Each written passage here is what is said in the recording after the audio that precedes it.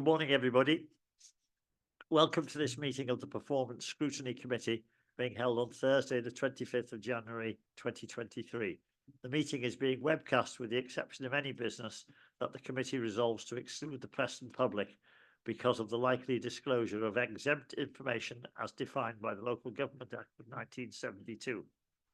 This meeting is being held as a hybrid meeting with Performance Scrutiny Committee members attending in person at the Council Chamber, County Hall in Ruthin, or remotely via video conference.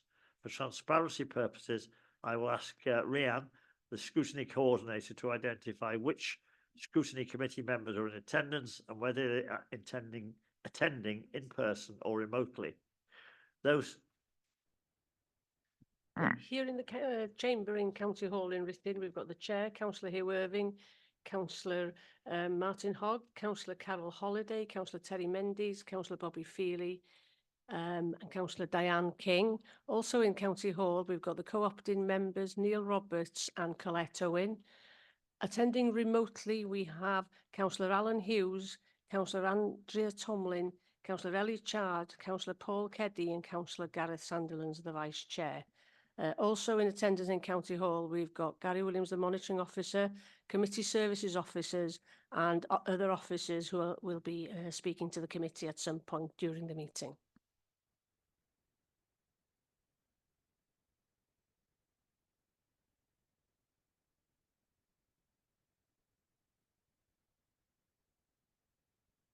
Thank you, members. Those attending remotely are kindly asked to mute their microphones unless they're called upon to speak.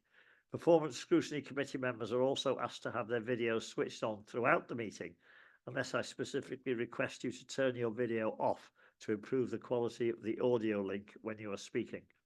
You will be expected to restart your video once you have finished speaking. Please also refrain from using the chat facility as messages sent to all are visible on the webcast. Those present in the chamber are asked to make sure that they speak directly into the microphone to improve the quality of the sound for those attending remotely. To aid transparency, all the meeting's business must be conducted through the chair. Take you now, please, to apologies for absence. Do we have any apologies, please, Rhian? Yeah, the only apology I've received is from Mr. David Lloyd, co-opted education member, secondary parent governance sector. Unfortunately, David can't make it today, and after today's meeting, he won't no longer be a parent governor, so he has resigned his position on scrutiny. So we'll have to go out and recruit again for that sector. Also, while I'm just saying that, we welcome Colette Owen for her first meeting as the Catholic Church representative on education items. Welcome.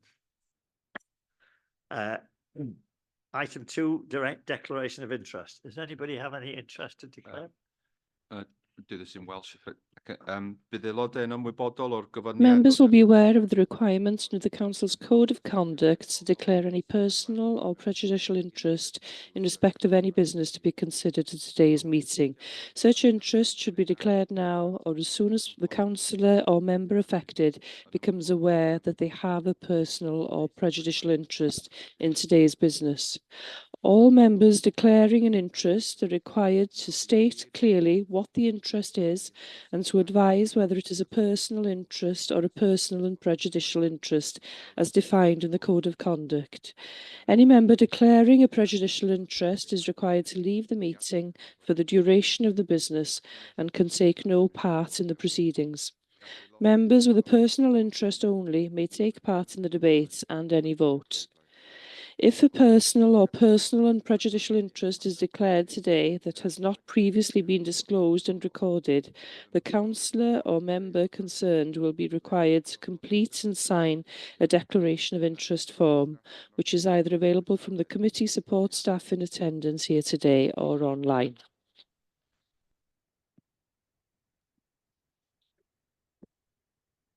Thank you.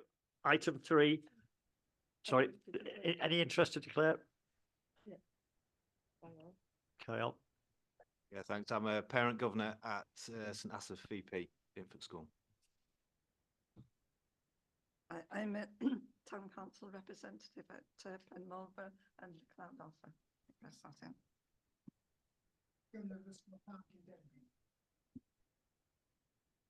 Personal interest, and it's Governor at Christchurch in Mill.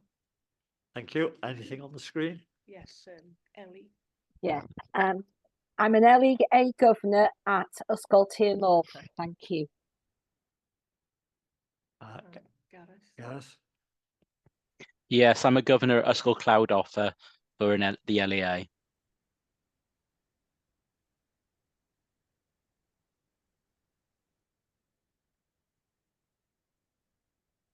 Yes, it is.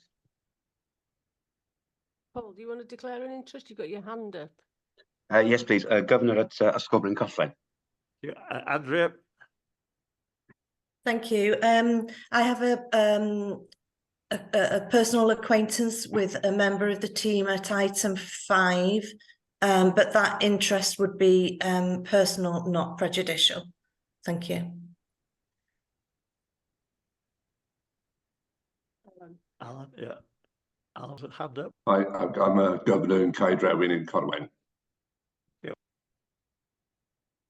Thank you. Sorry, I forgot to put my hand up. I'm a LEA governor at Rose Street in Ruthin. Thank you. I don't think I've missed anybody there. Thank you. No, so thank you. Right, we can move on now. Item 3, urgent matters as agreed by the chair. I haven't been asked to present any, and I've been given none. Are there any other? No. No. Item 4 is the minutes of the last meeting, which you will find on pages 7 to 16 of your pack, or certainly in the hard copy version. I'm not sure whether the numbers match. Yeah, okay. So firstly, I will go through them for accuracy, and then I'll go back and ask for any matters arising. So for accuracy, page 7, page 8, page 9, page 10, page 11, page 12, page 13, and page 14.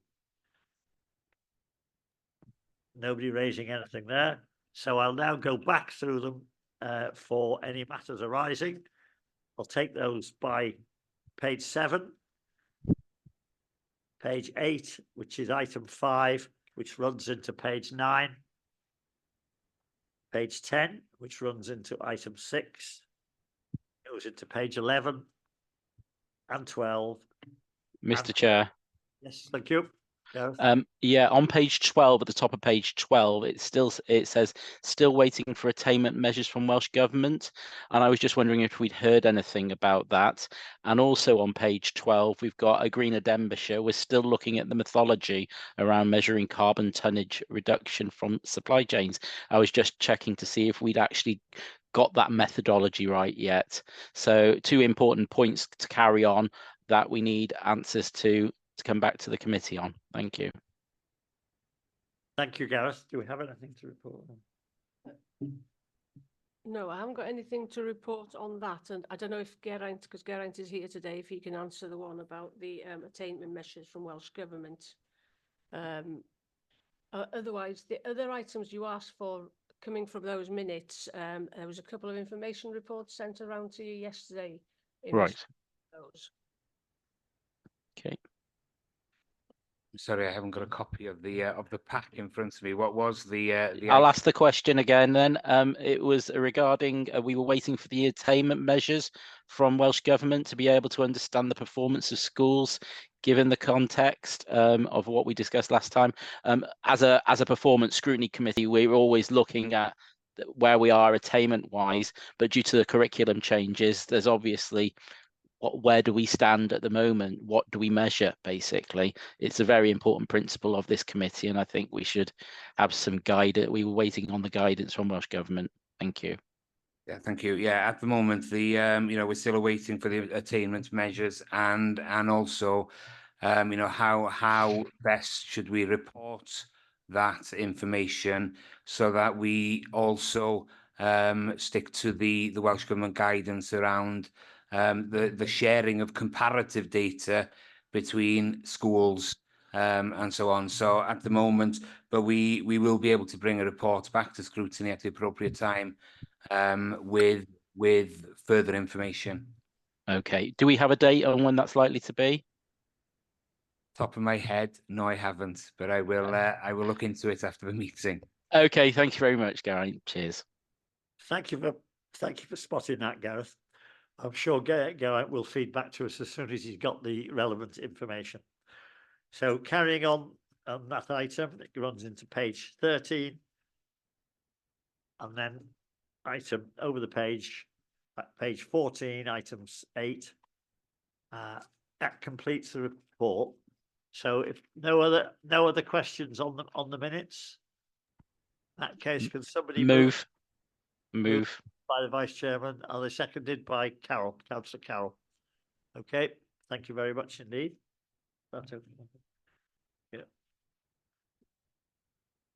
Yeah. Over the page now, we now go to item 5 on our agenda. Extremely important item. So I hope we will be able to scrutinise thoroughly. It's on pages 17 to 74 of your pack. I'm very pleased to welcome formally now Mr. Geraint Davis, our Head of Education. Here's the lead yes. The lead member, Councillor Jill German. We weren't sure whether you'd make it or not. And that's Wayne Wheatley. Wayne Wheatley. And the ladies. Ruth Thackeray. Yeah, and also they're accompanied by Mr. Wayne Wheatley and Mrs. Ruth Thackeray. Thank you very much, everybody, for coming today. So if you're going to take us through the report, I hope.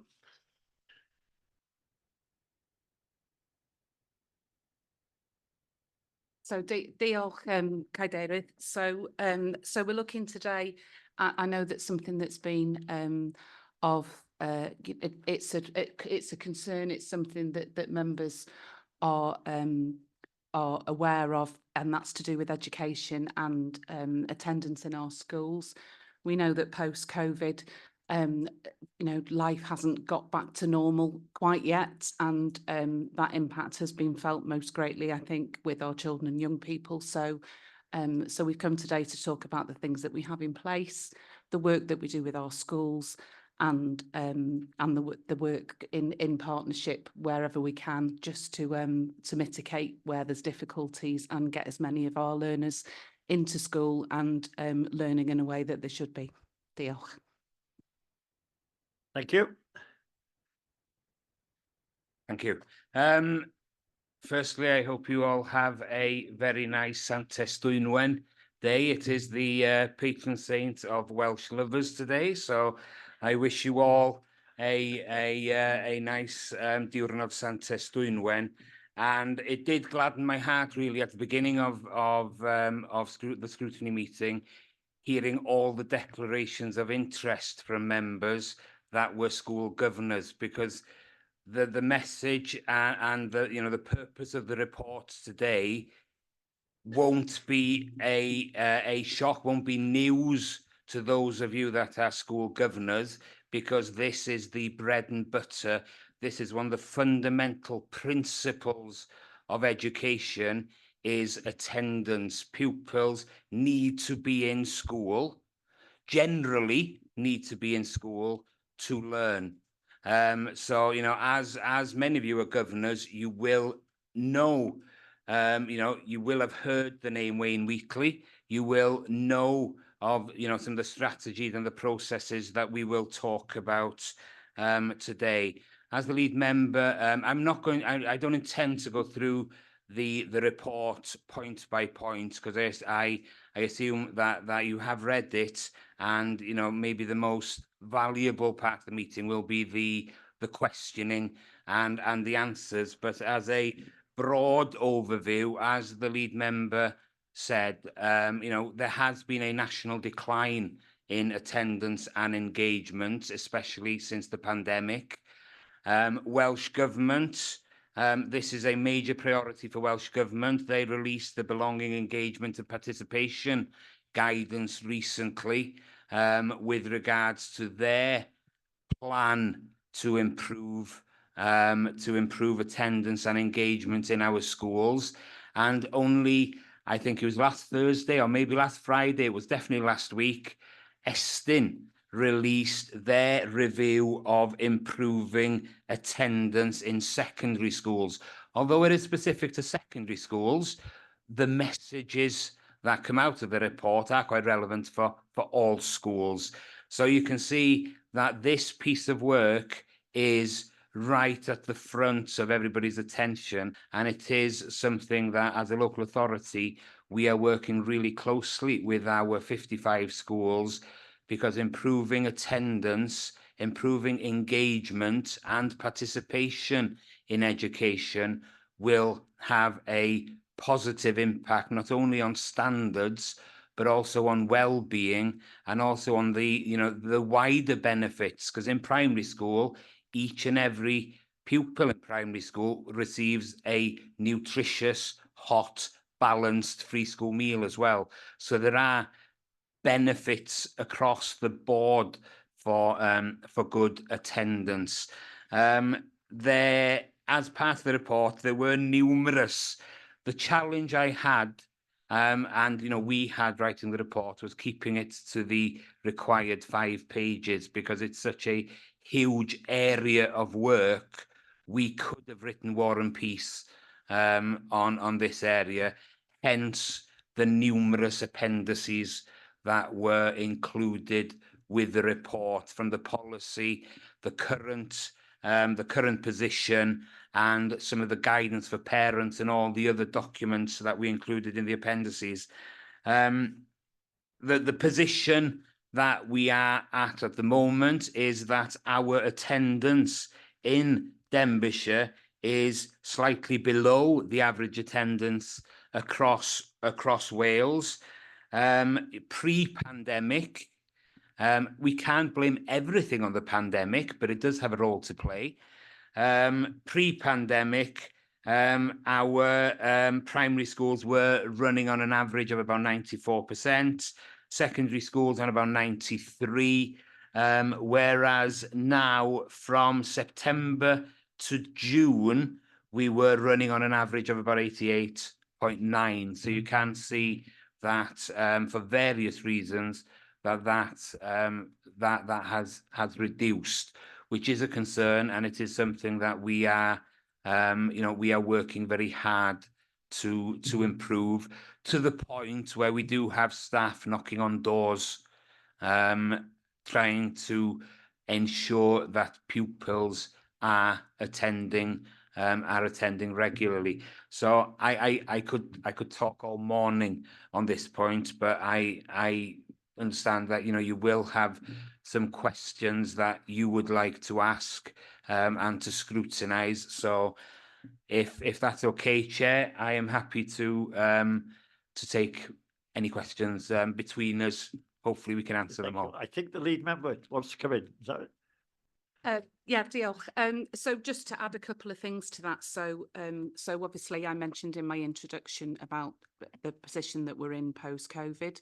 And I just wanted to mention that through visiting schools and through working with schools, that another a key aspect of this is, as Geraint quite rightly says, it hasn't magically happened since we had the pandemic, but where families are in a difficulty, where there's economic circumstances that they're struggling with, where they're struggling with things like poor housing, or not able to get into housing. So the word poverty is used more often than ever, I hear, from schools. So we're dealing with a perfect storm, really, that we've had the pandemic, we've had the position that our families found themselves in, and the children, of course. I have 2 16-year-olds almost on Monday, and they missed the key part of their secondary school. So those families who are experience disadvantage in a myriad of ways will have felt that impact even more. And now they've gone on to find themselves in a cost of living crisis, in a position where they're struggling to pay the bills, they're struggling to get through the day-to-day life, and that of course has an impact on the children. So we very much we have a focus on working with families as a whole. You'll have heard me speak many times about community focused schools, and that's exactly what it is. It's looking at the child in the round. So we're working with the family, we're working in the circumstances that that family find themselves in. And also we've spoken quite recently at a members workshop, and I believe we've covered it here as well, about the trauma-informed schools approach, where we know that if we can drill down into experience perhaps parents have had and prevent those experiences repeating themselves, then again, we can make a real impact on engagement and attendance. Like Geraint, I could go on forever, but I just wanted to make that point. Thank you. Good of you, Councillor. I think now we'll launch into the questions if we can, because time is not overly generous. In the room here, I think I've got Councillor Diane wanted to speak. Thank you, Chair. Firstly, I'd like to say that we all appreciate the difficulties in attendance post-lockdown and the importance of full attendance to improve the outcomes and opportunities for all the pupils, especially for the free school meal cohort.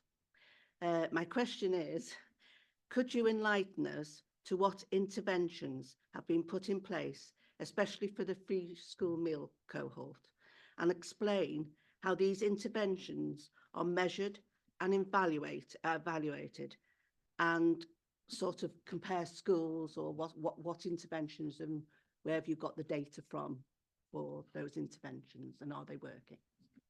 Thank you.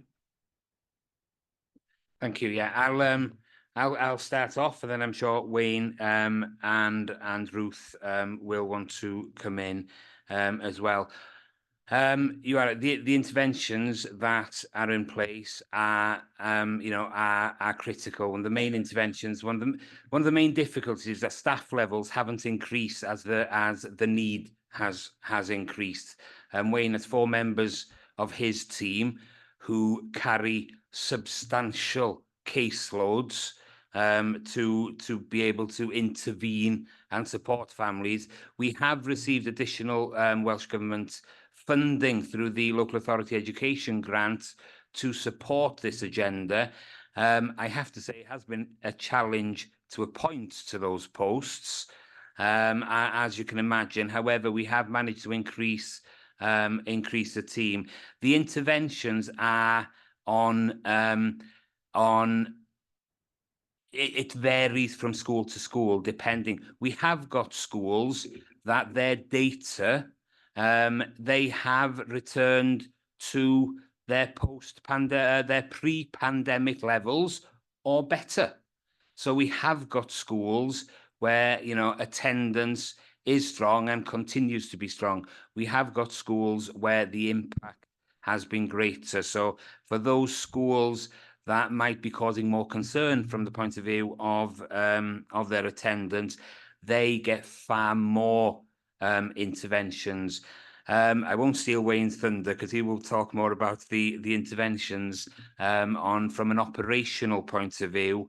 From the point of view of the free school meals cohort, obviously there are a number of vulnerable pupils that we monitor, and they include, and this list is not exhaustive, we are talking our looked after community, our children, we are talking about children who are EAL, English as an additional language, our refugee cohort, Gypsy Roma travellers, free school meals, additional learning needs. These are all children, these are all groups of children that have certain vulnerabilities that might impact on their attendance that we monitor.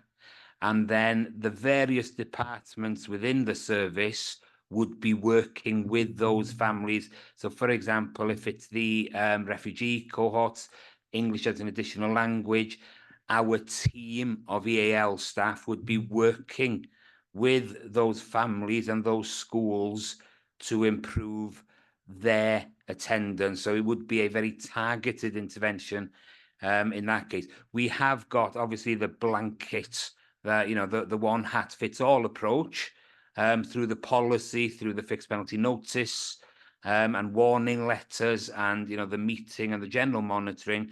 But then there is the targeted side as well. Wayne, I don't know if you want to.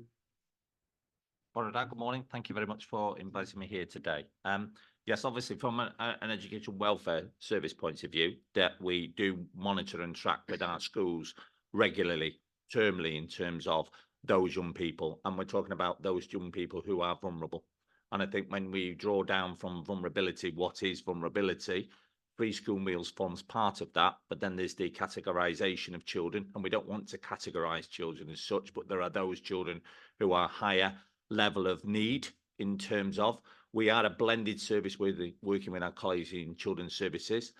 The high proportion of the children that we do get referrals from our schools from do have a profile as such. They are those young people who are vulnerable. In terms of that vulnerability, that can be quite widespread, but one of them is around FSM. So the high proportion of children who are referred from schools do have free school meals as a profile, but there's also broader and wider issues in terms of, the wider family needs of those children as well. They're cared for by an adult. Very often the needs of the children have to be addressed by dealing with the needs of the adults who care for those children. And I think that's one of the areas when, from a school perspective, we can engage with the child, but we have to engage with the adults. And engaging with the adults sometimes is more difficult because they have a choice in some areas to either engage with us or not engage. And that's the area, I think, the thematic area, not just for Denbighshire, but across the country, and not Wales only, but it's around how do we engage with our families. And I think that's the broader issue here, because the needs of the families have changed. The climate has changed. We're in a current economic crisis in terms of the country. The issues and impacts that has on those children who are FSM is pretty significant. The impacts for those families and some of the issues that we kind of pick up from for families and even for young people is that apathy of what is the future hold. So there are children daily who are talking about those types of issues. What is my aspirational needs? What is my future hold? Both primary and secondary. And in terms of living in those types of families and deprivation and difficulties, there are fundamental issues around, for example, housing needs. My staff go to particular situations where housing is a significant concern. If you look at the plight and the living conditions of some of the children in Denbighshire and broader, they are significant. It is an achievement in itself that those children do get to school every day. But when they are in school, they're in a safer place. We are providing them with a meal every day. It's that socialization, but it's also around their needs of those children being met. And I think that's where the focal point of my service, and certainly from a local authority point of view, is we are better placed, families, if your children are in school. It's broader and wider than education. It's around the social needs. It's about the development of those children. It's about engaging with you, the families in Denbighshire. And I think that's the more global issue that I'd like to get across, certainly here today to Scrutiny, and broader and wider, really, in terms of how do we collaboratively work together as a local authority across services and wider, because it's across agencies, because health is another significant factor in terms of many children. And again, it's not all post-pandemic in terms of, but there are lots of children with well-being and mental health need. Those children sit on waiting lists. There is no diagnosis. Those children have needs. That in itself, again, with families sometimes is the parents are looking for an answer and a solution as to why their children are the way that they are and how they are presenting. What we have discussions around is that isn't a reason for your child, though, not to be in school waiting for a diagnosis. We need to have those children in schools. The diagnosis in itself is the outturn in terms of that situation for the parents.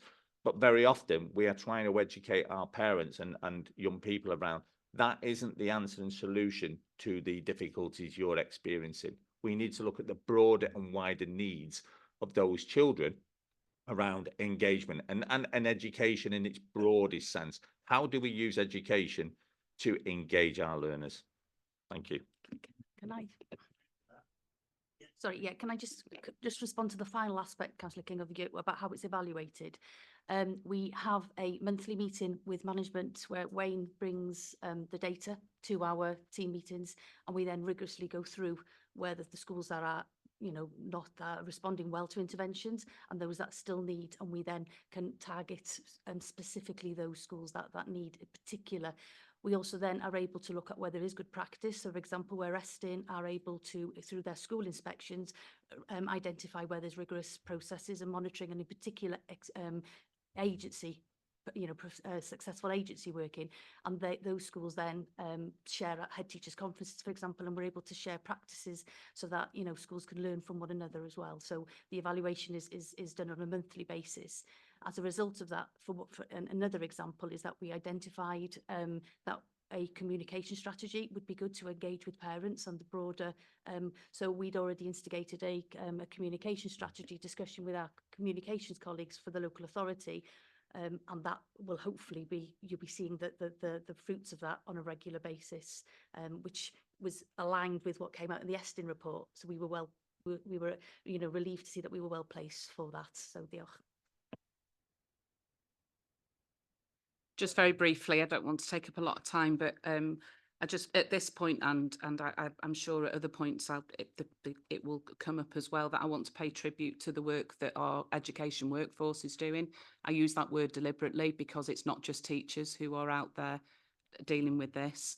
From speaking to schools, from going into schools, there are some extremely creative and sensitive ways that schools are dealing with this.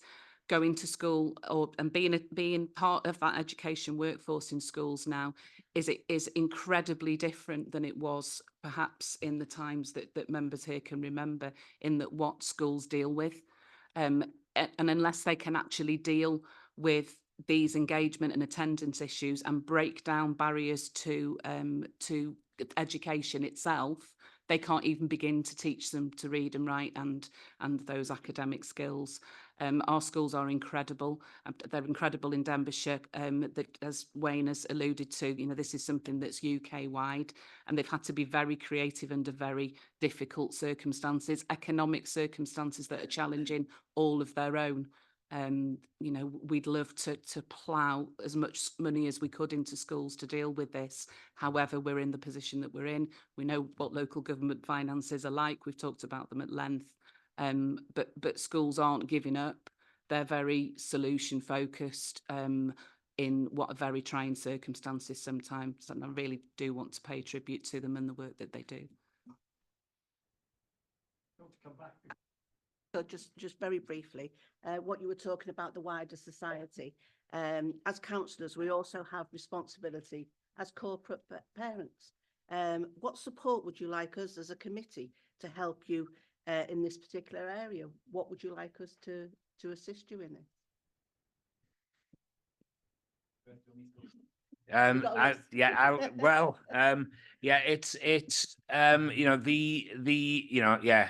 Somebody said more money to my left here, which yes, that would be fantastic to plough more money, but we're all aware of the financial situation that we're all facing.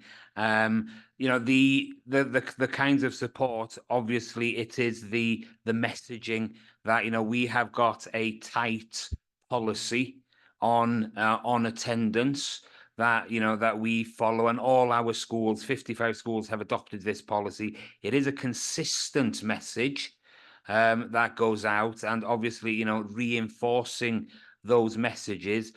As Ruth mentioned, we are working with colleagues now on a communication strategy that it will be a dripping tap technique, so that there will be something out on Denbighshire social media numerous times a month, highlighting the importance, things such as if your child is late for half an hour every day, he or she is missing out, and I don't know the numbers and the stats, but missing out on maybe 3 weeks of education that will never be taught again. It's those kinds of messages, and around taking holidays during term time, and reinforcing those those messages all the time. So that parents, and Wayne's mentioned that there is at times difficulty engaging with parents. You will be engaging with them in a different way. And it is just, reinforcing the message and the value of regular attendance. Wayne, I don't know if you've got a list. So, just to answer your question, I think, I mean, obviously, as members, I think it is that thematic kind of messaging in terms of, for families, you will come into contact with families daily in terms of your work and otherwise. I think it is that message that Denbighshire does matter. We do care for these families. I think sometimes, that engagement with families is very difficult, and that takes time. And I can prove that in terms of some of the funding. Obviously, I've got a core team of 4 people. That has been expanded by 3 with Welsh Government funding, Community Focused Schools grant. However, what we've shown is those staff members literally have to have daily contact with certain families to build that relation. My core team are not able to do that because of the numbers of referrals and other work that they have to undertake, which is the statutory area as well. That is in our papers around fixed penalty notices, core work and other works. What it's shown is, though, and I'll just give you a couple of examples, really, in terms of some of our schools, we've had feedback from certain parents who have said, and these are children who are down to like 10, 20% attendance. We've got them up to like 80 and 90% attendance. Those parents, though, now say they've got a value and worth and they've got an identity in their schools. But that has not happened overnight. This takes time. It's working with. There are those apathy, even with parents, that I didn't have a very good experience in my own education, my own childhood experiences. That's not for all, but that is for a high proportion of the cases that we're involved in. It's making that change, but that change, unfortunately, costs in terms of time.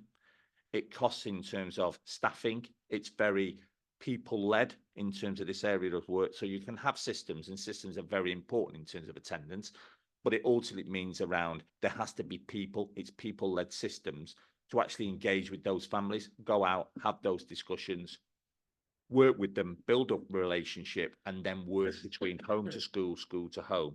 And that's what those staff members are doing daily.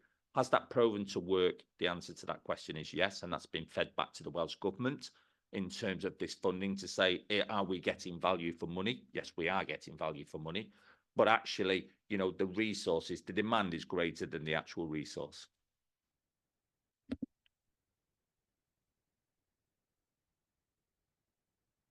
To what's been said, or is it a new question, Colette? Well, I'm afraid I've got about 10 people in front of you. Sorry about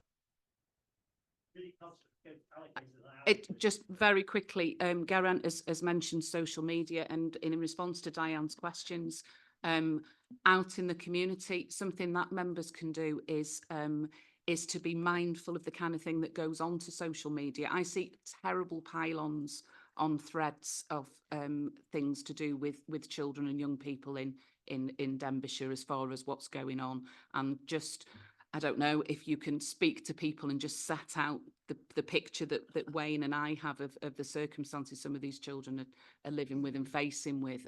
There's a very much a blame culture, and we see it in social media a lot. It can be vicious. So if members can just be mindful of that, and just spread the word that it's a tough old world out there for these children and young people.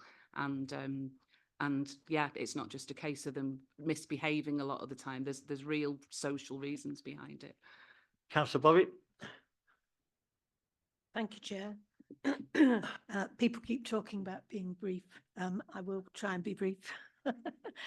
We all know there's a consistent increase in the incidence of mental health with children in Wales in general. Not just because of the COVID-19 pandemic, but exacerbated by it. Are we doing enough, do you think, to help children and families when it comes to mental health? This can obviously lead to attendance issues as well. Have we ensured teaching staff and other staff, as you say, it's not just teachers, are trained and able to help in these cases? And can I ask another question as a supplement, a short supplement? Is the proposal to change the school calendar year encouraging parents to holiday outside of school times, leading to attendance issues? That's a sort of supplementary different question. Thank you. Chair. Thank you. If I'll start off, you are right, and you know it's in appendix 3 of the report that we Wayne's team there is an on-call help desk from 9 till 4 every day. So any school that's got any concerns about any attendance issues with children, there is an emergency service that they can call, and somebody will answer that phone and take whatever action is required.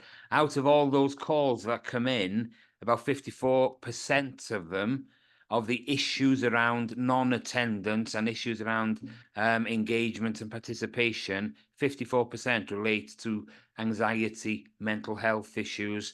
Since January 2022, of the referrals that schools send into the service, 87% of them cite some form of mental health concern with regards to the reasons possibly behind poor attendance. So mental health and the issues associated with poor mental health certainly has an impact on attendance. What do we do? I could spend another 3 hours on that because we did a members workshop. For some of you that will remember, I think it was last term, a members workshop on all the work around trauma-informed schools, Friends, Resilience, and all the various programs we use to support the mental health of young people.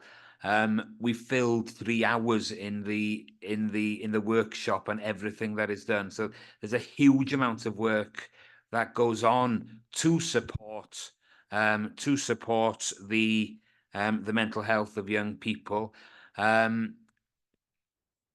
It does help, but you know it is, as Wayne said, it is wider than what we can offer as well, and it is something that we are very, very aware of. And you know, as we evaluate what we do, when we see there's an emerging need, maybe in the referrals that are coming through, well, our ed psych department then they will think, okay, how can we react to this and provide that additional support to schools to be able to support the the families that they care for. So mental health is a massive contributing factor. With regard to the proposals around the school year, obviously the consultation has been out about changing the dates and the terms. Obviously, you know, everybody are free to answer the consultation. I know there's conflicting opinions around changing the school year. My personal view is that the first term is always very, very long. Students and teachers and staff in schools report by Christmas they're on their knees. You know, it is a long term. Next half term I think it's 5 weeks. I haven't got the difference between a 5-week term and an 8-9-week term in a 7-year-old pupil's life is a long time. So a more consistent sort of regular breaks and regular terms could have, and I can't measure this at all at the moment, could have a positive impact on attendance, which is part of the consultation. Time will tell.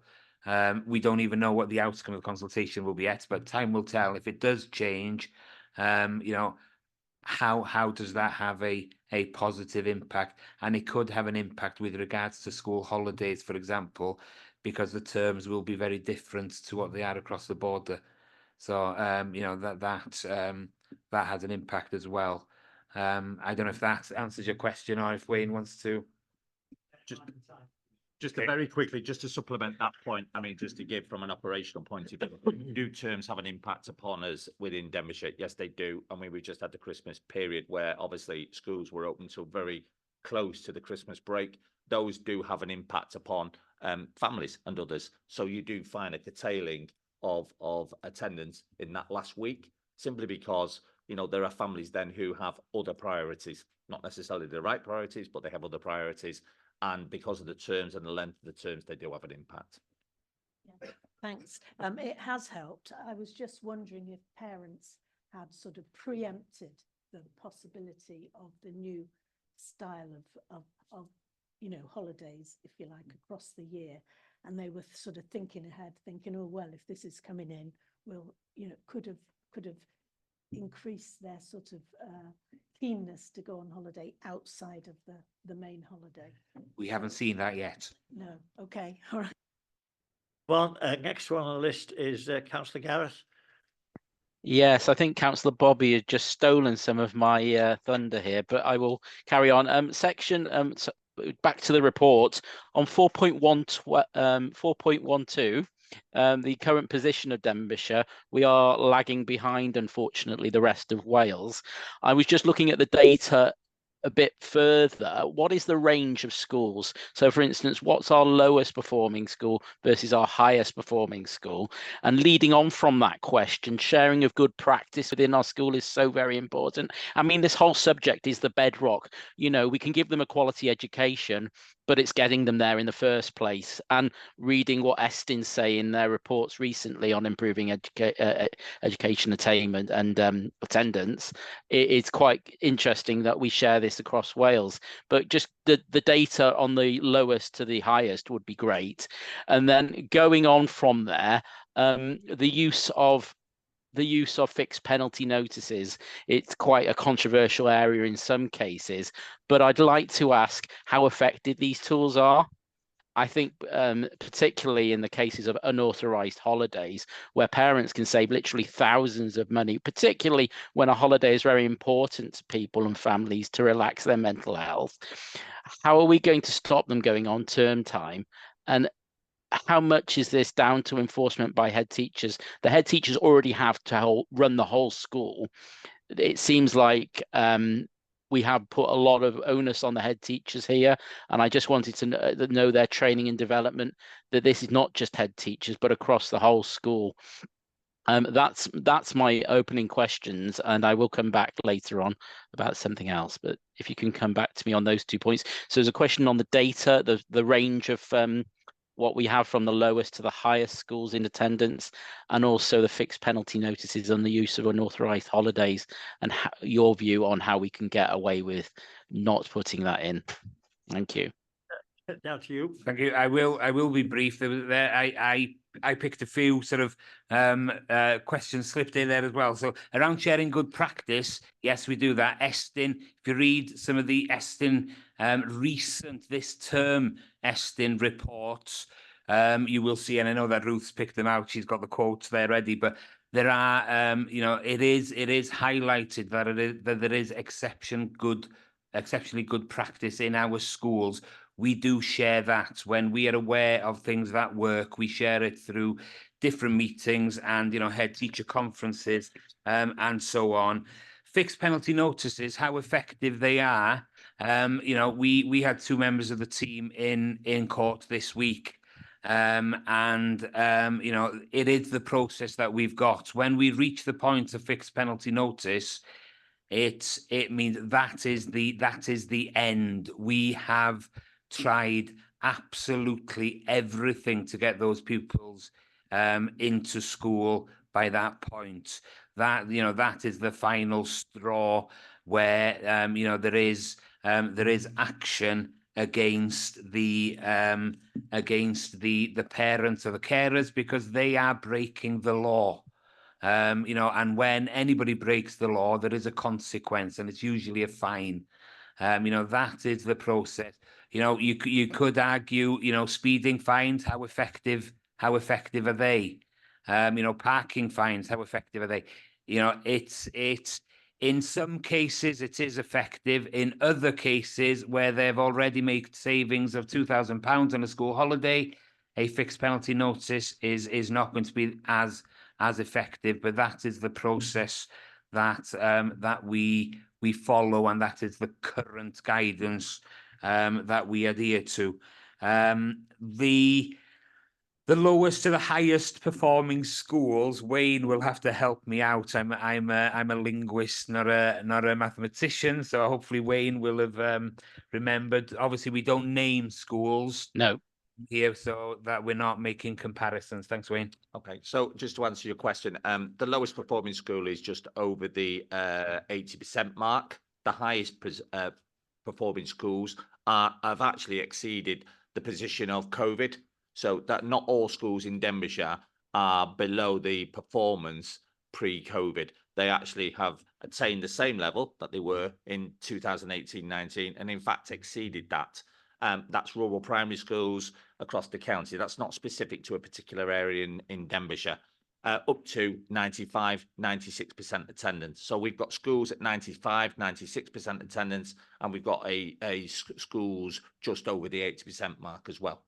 In terms of fixed penalty notices, what I would say is the issuing of those, and there is data in the report, the primary focus I've found is that is an early interventative part where working with schools, we're saying to parents, we can't tolerate the non-attendance of your child. We've notified you. We have a responsibility to notify them. The warning element of a fine has shown the greatest impact than actually the fine itself. So the warning to a parent usually has, and we've got data again, 78% of the warning letters that go out, we then analyse the attendance of those children after receiving that letter. There is an improved performance of those children. What we find is those that are entrenched, i.e. those families that are ultimately attendance is an issue and it's a core element, they do end up to a fine, but then the fixed penalty fine reverts back if there's a non-payment of that fine back to the original offence. And the original offence is the non-attendance of the child at school, which is under the Education Act. That, if then going to court, potentially a parent can be fined up to £1,000. Every case in my management of this area of work in the last 15 years, there hasn't been a case that Denbighshire has not taken to court where the case has either ended up with a conditional discharge or there's been no outturn. So from a positive point of view, there's been justification why we have taken those cases. It's comprehensive in terms of the report writing, and it absolutely outlines why we've had to take that course of action in every case. So, sorry, Chair, just very quickly on that, just on that figure and that range. So as you say, we are kind of sort of slightly under the average, and you've heard that was quite a range there that Wayne went through. I was here on Tuesday as part of cabinet discussions on the budget, and we heard that Denbighshire's settlement was slightly higher than some of the other areas. One of the reasons for that is the rise in our free school meal numbers. And we've already heard today that the correlation between disadvantage and poverty and the issues that we're dealing with in engagement and education. So I just wanted to make that point that, you know, we're living where we are.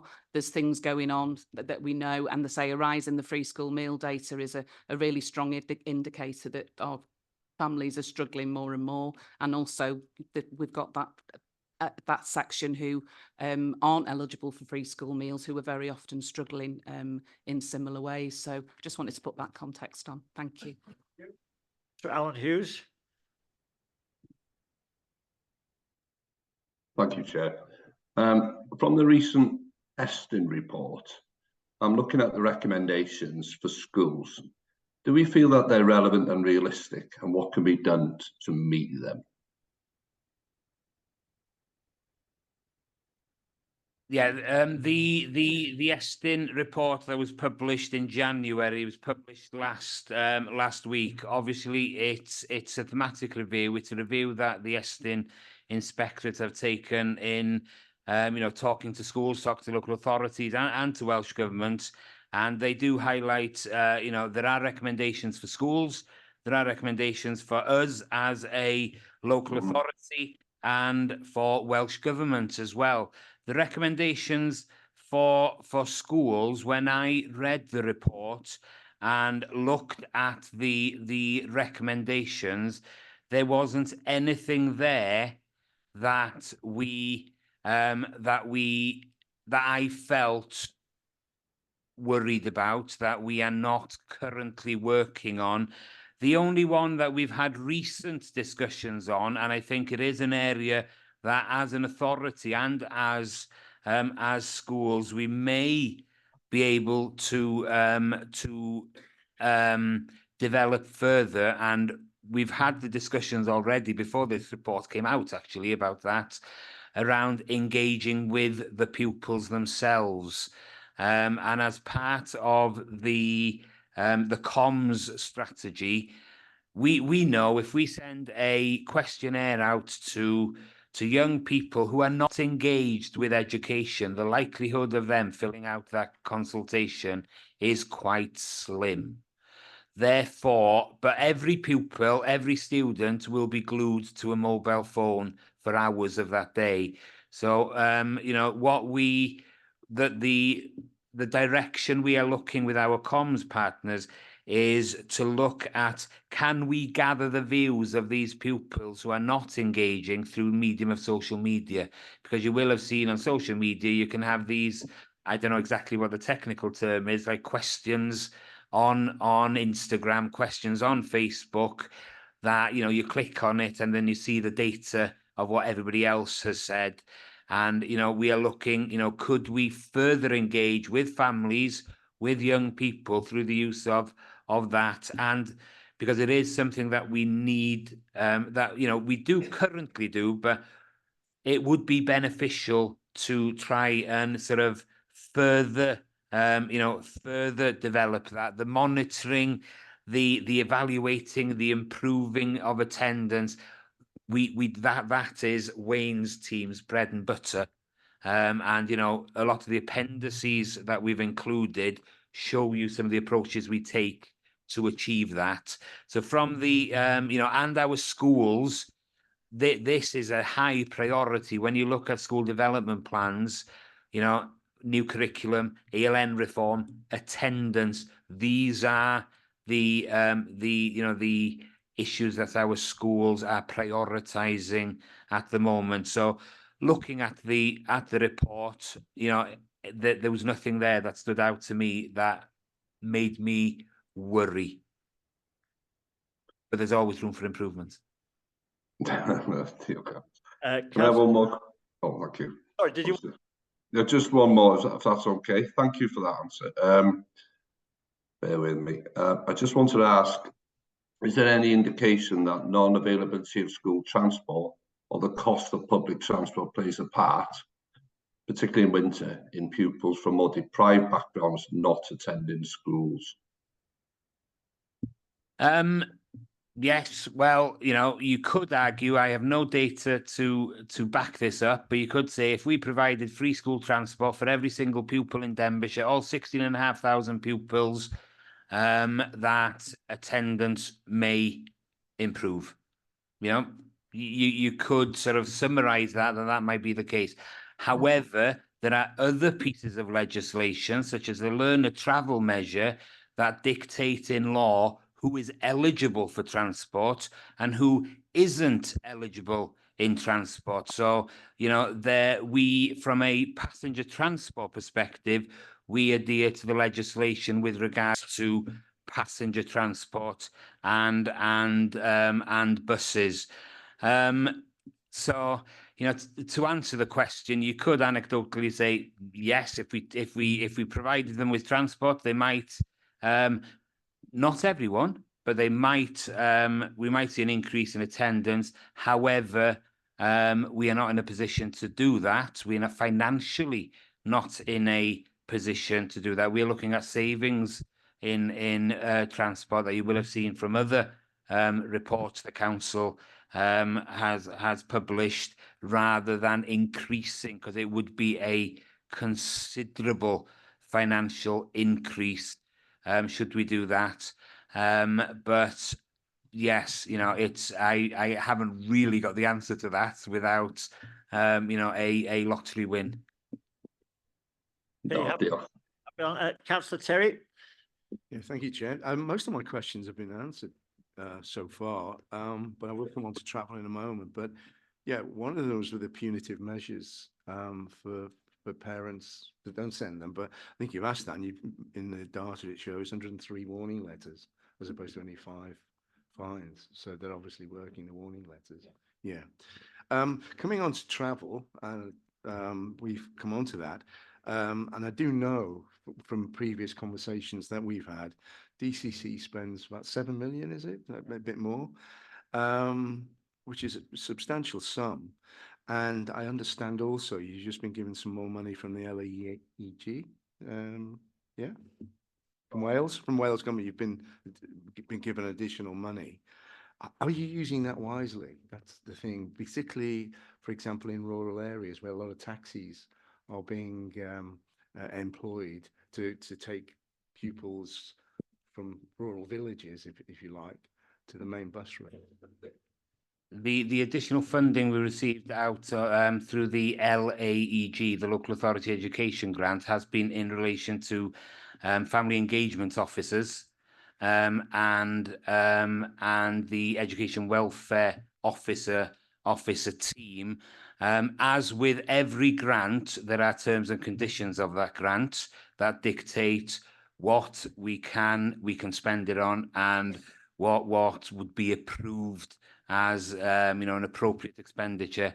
Out of those two additional, if they're the ones that you're referring to, those two additional grants from the LAEG that in relation to attendance, transport we would not be able to spend that funding on additional taxis in rural areas to promote education, because it would go against another piece of legislation, which is the learner travel measure, unfortunately. Okay, and as I understand it, the 3 mile policy, Welsh Government were reviewing that. When is that likely to be finished? And will it be more than 3 miles, or will it be less than 3 miles? And obviously, if it's less than 3 miles, that's going to impact on the transport budget. If it's less than 3 miles, you know, if in primary schools it's 2 miles, secondary schools it's 3 miles. If that is reduced, more pupils will become eligible for transport. That will have a considerable impact on that 7 million we already spend on pupil transport. When will Welsh Government review the learner travel measure? I honestly cannot answer that, because I don't know if Jill from the politician side, I know it's been discussed, it's been raised numerous times that there is an intention to review this policy, but from a timescale point of view, I don't know. The answer is I don't know either, in a nutshell. But what I do know, when I have asked about this previously, is that, like we find with our management of school transport, it's sort of cross-departmental. So colleagues in education here deal with colleagues in another service in order to deliver the transport. So the picture itself is, when you ask the question on an education basis with Welsh Government, they have similar issues, as in, well, it depends on another department as well. It's unclear is the nutshell answer, but we do keep asking. It's in the pipeline. Gary wants to come in. But just for clarity, it's not a policy, it's legislation. So it would require legislative change. It's not just a change of policy. So whatever they do when they review it, they'll have to amend the legislation to change it. I think the simple answer is it's complex and they're on it.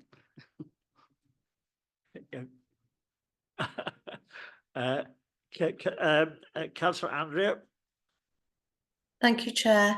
I was interested to hear Wayne's explanation that the threat of a fine has far more impact than any fine or indeed court action. So we're obviously spending a disproportionate amount of time on that end of the punishment scale to the outcomes. In fact, I do wonder what happens once the court process has happened and the child still doesn't go to school. What's next?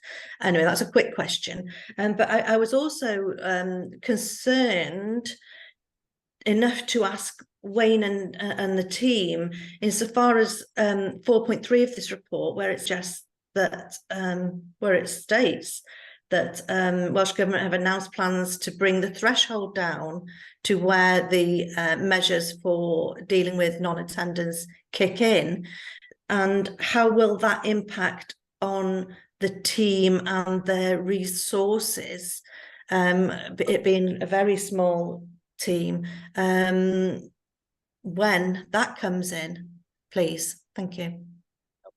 Thank you very much for your questions. In terms of the actual fines, yes, when we end up in a court arena, obviously at the end of whatever the disposal is from the courts, we still have to work with those families. So we come out the court arena, but then we are still working with children who are eligible and should be accessing education. What I would say is, depending upon what the disposals are, sorry, from the courts, we can sometimes be working with other colleagues in the local authority. So, for example, children's services with particular families and others. In terms of engagement, it does give a focal point, I think, and a refocusing for some of those families that actually they do need to work with education, simply because the courts make it implicitly clear, the stipendiary bench that they appear with, make it implicitly clear they could be back in that arena in the short term if they were not to adhere and cooperate and work with education. So I suppose that's the focal point of that, answering that question. In terms of the change that's just taken place just before Christmas from the 20% and bringing Wales now in line with England in terms of 10%, I mean, that equates to, if a child is off for 19 days in any school year, that is the now 90% attendance element. With the threshold changing, bearing in mind the climate that we're in Denbighshire and again across Wales, that puts more pressure on that actually schools, after a 6-week period, if a child is not in school on a regular basis, potentially that is a referral through to local authority services. So yes, that is a significant increase. If that was implemented and should be implemented across every school in Denbighshire and across Wales, then I think, having spoken to my colleagues, managers across Wales, we all know what that significance will be in terms of demand on service. Thank you. Are there any plans to increase your team size then, Wayne, please? I'll answer that one. The increases, we are reliant on Welsh Government grant funding. We are aware that there are changes proposed with regards to the funding of grants to the local authority, we use those grants to increase the team, but we are reliant on the grant funding to be able to achieve that. Diolch, Geraint. Yes, if I could just come in on that, Andrea. It's a really good and practical question, so thank you. The plans that Welsh Government have spoken about, as we've seen with other plans for change, will come with discussions with people like myself as far as how we make it work on the ground. And I would be surprised if that announcement is left to just say and get on with it to local authorities. I think there will be discussions, and as Geraint says, the way that grants and the way that we spend money on schools is shaped and changed as we go on. That will be part of the discussion, but it's a really good point from a practical level. And it will be something that I'll be taking forward during those discussions, that can have a real impact on local authority teams. Thanks, Andrea. Thank you, Chair. Many thanks for your really detailed report, which obviously gives us a really full picture of the support that you give to schools with regards to attendance. Could I just ask that, obviously, in your report and in the recent Eston report, it's obvious that it really works most effectively when schools are in partnership with the local authority. Having been on Schools Budget Forum yesterday and being very aware of the constraints on budgets for schools, my concern is, how are schools going to be able to fulfil their role in that partnership? And do we know, perhaps this is for Jill, whether Welsh Government's got any future plans to ring fence money for schools to support something that they've obviously identified as a huge challenge within Wales? Thank you, Colette. I think the key word that stands out there is partnership, and that is the only way. You know, I think it's highlighted in the report, or it was highlighted in one version that I had. It is highlighted. There is no one solution. You know, one group or one service. We are not going to crack this problem alone. You know, it needs a sort of corporate, and everybody buys into this within the council and from outside as well. And the key partnership for us is that partnership with school. I obviously, my background, I was a head teacher, and I always used to joke that the fourth emergency service for me was Wayne's team. So, you know, when I needed that support, there is a member of Wayne's team available all week, every week, there for schools to advise in some cases and take action in other cases. That happens, I won't say 365 days of the year, but it's through the holidays as well. There is an on-call rota system throughout the school holiday, so it doesn't end at the end of term. They might have a day off, Christmas and Boxing Day, but apart from that, it does happen throughout holidays as well. So that partnership with schools is key. We have got an excellent relationship with our schools. We have the team around the schools where all the relevant staff attend, and you know, the children that are discussed in those meetings are the children that we are talking about today, the non-engaged children, the ones that don't participate, with poor attendance and so on. And then it is very much a joined up approach then as to how we provide that support.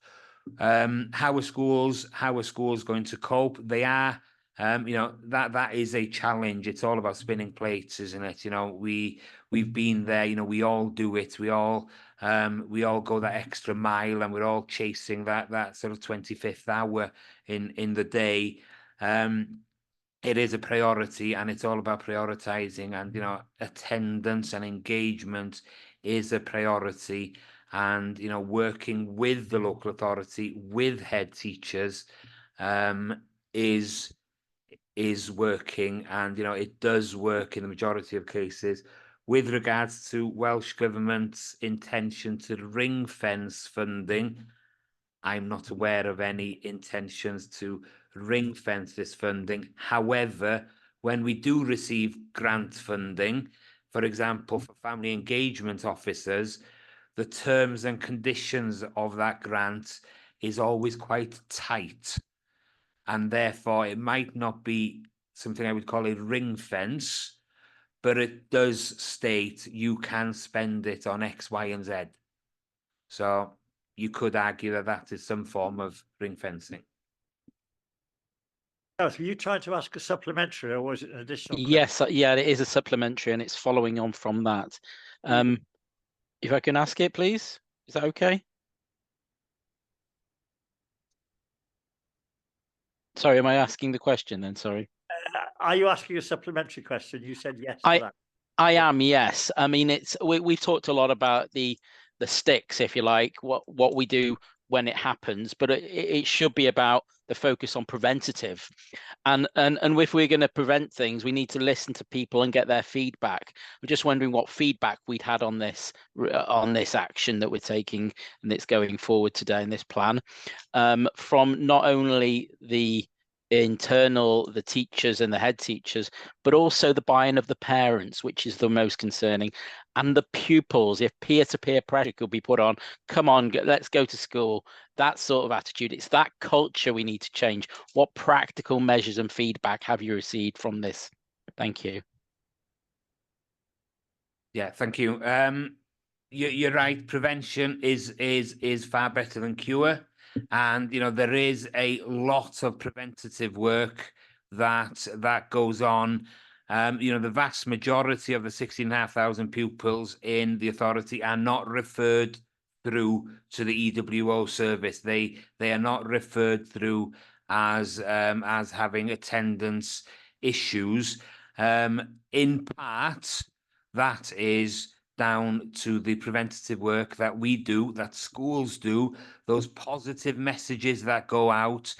Parents, communities, families also play a part in that preventative role as well. And obviously, prevention is key.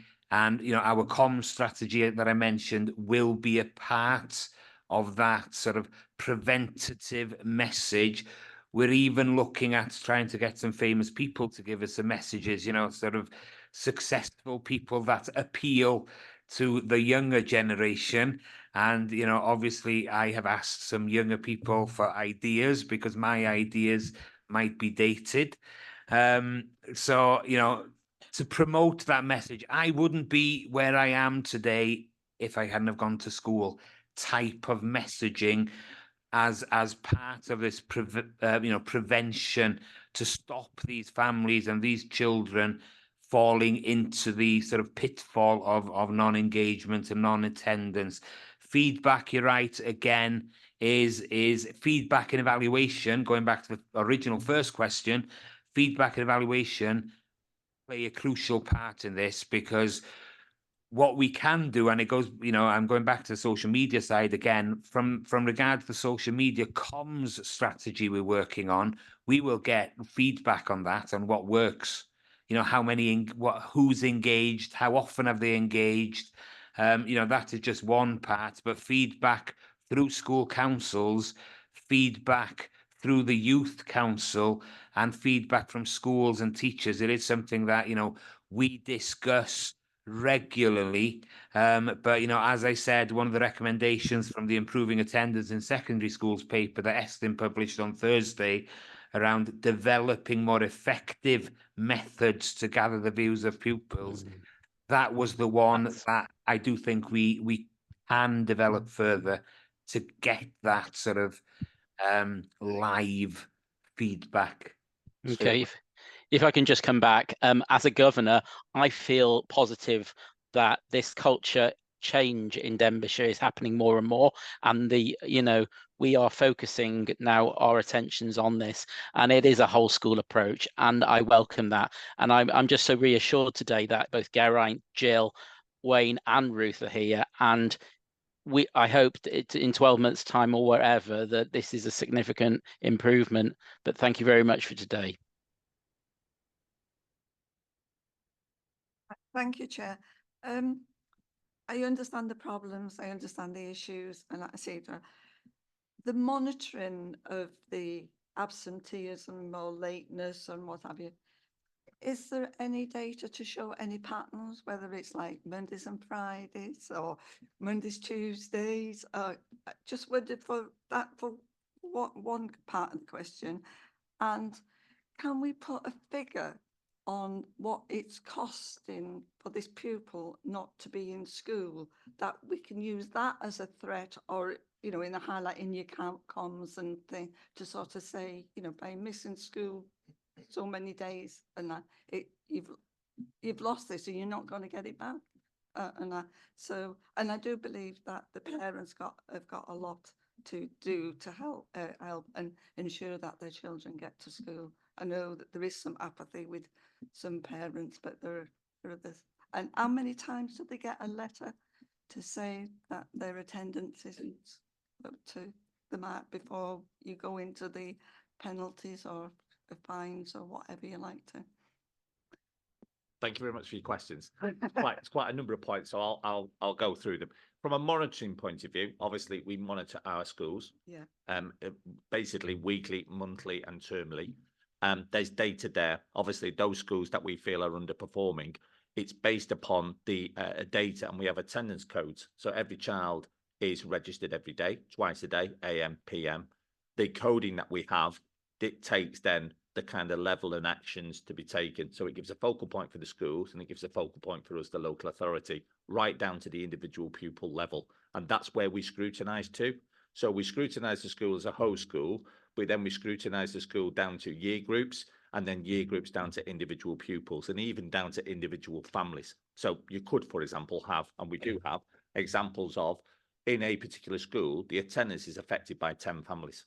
We can go down to that level. We know exactly what that situation is. So that's the detail that we scrutinise down to. We then ask the questions of the school: how are we effectively working with that 10 families, for example? What are we doing? What are the interventions? What are the supports? That's the level that we go down to. In terms of overall, in terms of patterns and attendance, yes, in terms of actions that we take, the letters, we've got an attendance policy. There are clear processes that the schools can follow, but the schools understand you don't have to follow letter by letter. There are cases where, for example, we can accelerate situations where, for example, the families are not making contact with the schools. Well, then we wouldn't continue to send out multiple further letters. We ask the question, what actions need to be taken? So the attendance policy is there as a policy to give an out frame for the schools as to how to proceed with this. But obviously they can accelerate those matters as well, and they're fully aware of that. We have regular training with both the administrative staff and with the senior management teams in our schools, literally every single year. And many cases will be fast tracked through to that type of level of support.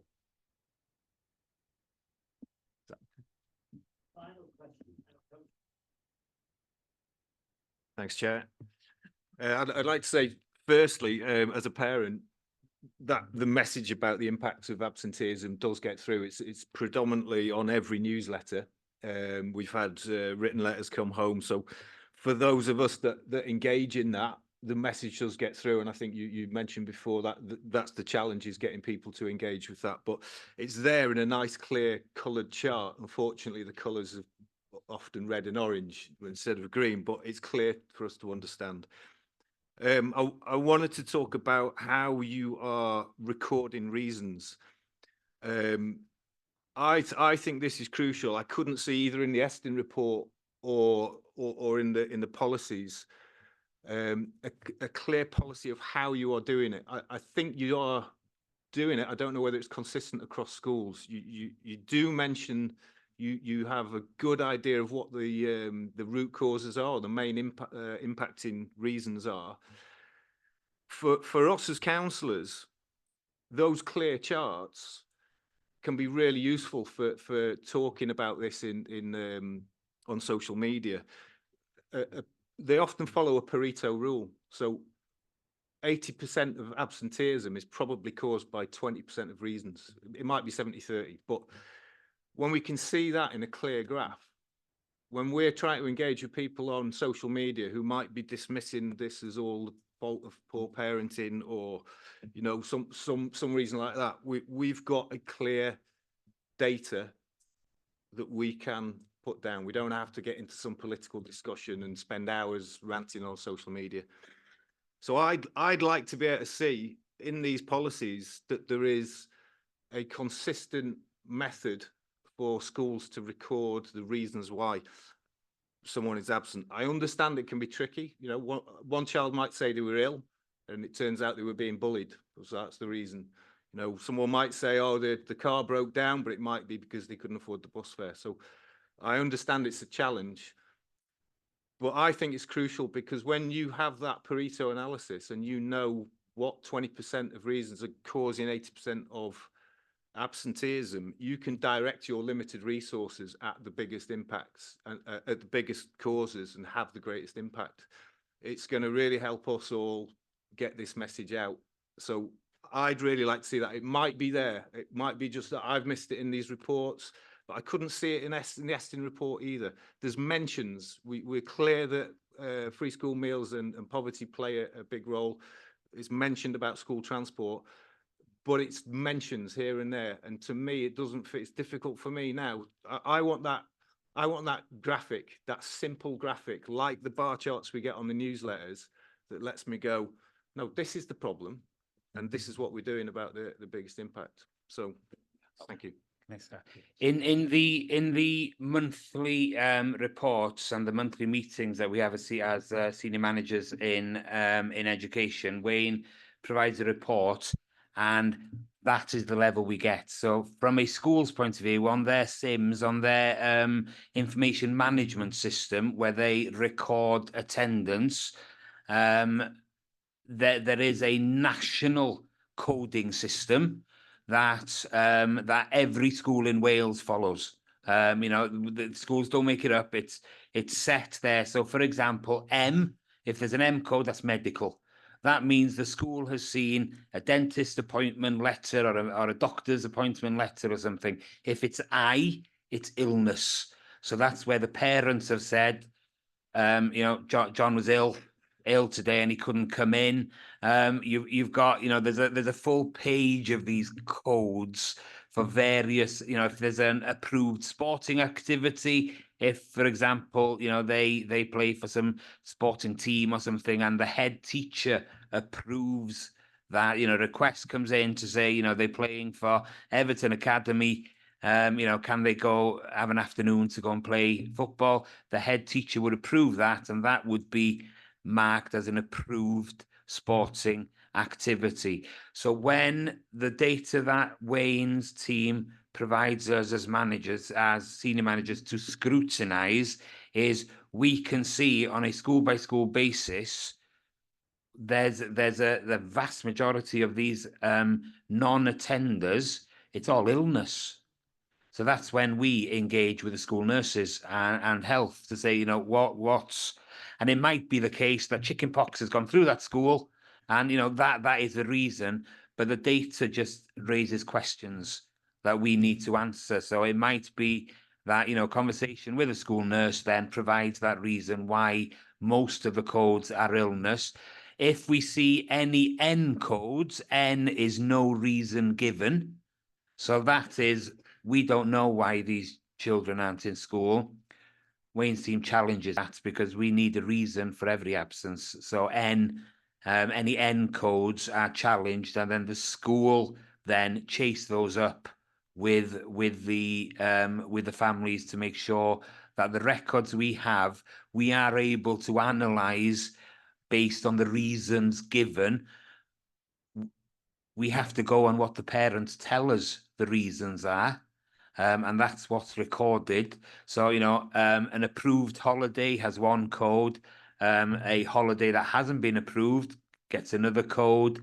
You know, there's codes for days when the school's closed due to snow. You know, there's all these codes, and we can analyze, and we do analyze that monthly to try and find the patterns. We could, on a county level, not going down to school level, we could, and it's not, you haven't missed it, it's not in the report, we would have the data as to, you know, for schools, if our average is, I think, was it 88.9 or whatever our average is, how is that remaining sort of 11.1% made up in, you know, is it holidays, is it illness, is it medical appointments, is it sporting activities?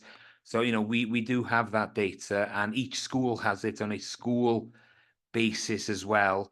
And for the sort of the schools that we identify as the schools that require that additional support, we provide that level of data for the schools. Thank you. I've allowed the discussion to run on because it's such an important topic, featuring not just at county level, but nationally, regionally and nationally. That's why I've allowed this quite considerable overrun. But I think everybody had a question to ask, I think, has been accommodated. So I would like to take you now to the recommendations, which were initially that scrutiny are invited to discuss the details of this report and to identify any matters raised that require further clarity or examination in the future. Well, we've discussed the detail. So members, can you add to those recommendations anything that you would like further clarity or examination in the future on? please. Any comments? Yeah, Martin. Can I challenge you then to do me that graphic? That you know, it sounds like you've got the data. I'm looking for graph of the year. There's a councillor Hogg graph of the year competition. Currently in first position is Liz Thomas's funding gap chart. Because it was clear and it was an easy to understand message. You don't have to be a data specialist to understand it. I think you've got the data there to be in a contender for graph of the year. We have got the data. I am meeting with our data officer tomorrow on another matter, and I will set him that challenge because personally I wouldn't have the skill to do it, but I know a man who can. Right. Well, can I just add in there then? I think probably, the committee have real concerns, like we all do, about this situation. So how would you feel now then if we were to add in a recommendation about a further ongoing report in future to see how we've progressed? And if so, at what sort of interval? How would 6 months be reasonable, or would that be? Sorry, would I'm just thinking, say 6 months. How about if we did it in September, we would have the academic year data. If I know it's a bit longer than 6 months, but if that's acceptable. Makes every sense to link any subsequent reports to the academic year. It might provide a bit of structure and context. So if we say, now there's a light come on down here, is that Terry, is it? No, it's mine. Well, I was just going to agree and propose that Yeah. we do include that in the Right. recommendation. Okay, so Bobby's made that recommendation. Diane has seconded it. Do you want any charts or anything in that one? Do you want some what's the correct word? Information report. I don't know. It will be full of graphs. You might have opened a can of worms here, councillor. Right. So it's moved and recommended that we've adopted the report, discussed the details. We require an ongoing reports, I think, but linked to the school year for some sort of clarity. So that's moved and seconded. Are all the members in favour of that? Good. Thank you. Well, thank you very much. Been full. Thank you very, very much. As ever, your reports are very, very clear, as always. So at this point, I'm going to call a short break in the meeting and then move on to the libraries team and apologise for keeping them waiting. Members, that was a very prompt break. Thank you very much for your help. Apologies to the visiting team for running late, but I think you'll understand the importance of the previous item. So we now go to item 6 on the agenda, which is library service standards and performance, which you'll find at pages 75 to 94 in your pack. And this is to consider a report by the principal librarian, which highlights the library services performance against national standards and seeks the committee's observations in relation to the committee's report. So I think we have the lead member and the head of service and the principal librarian. So welcome all. Thank you very much for coming in.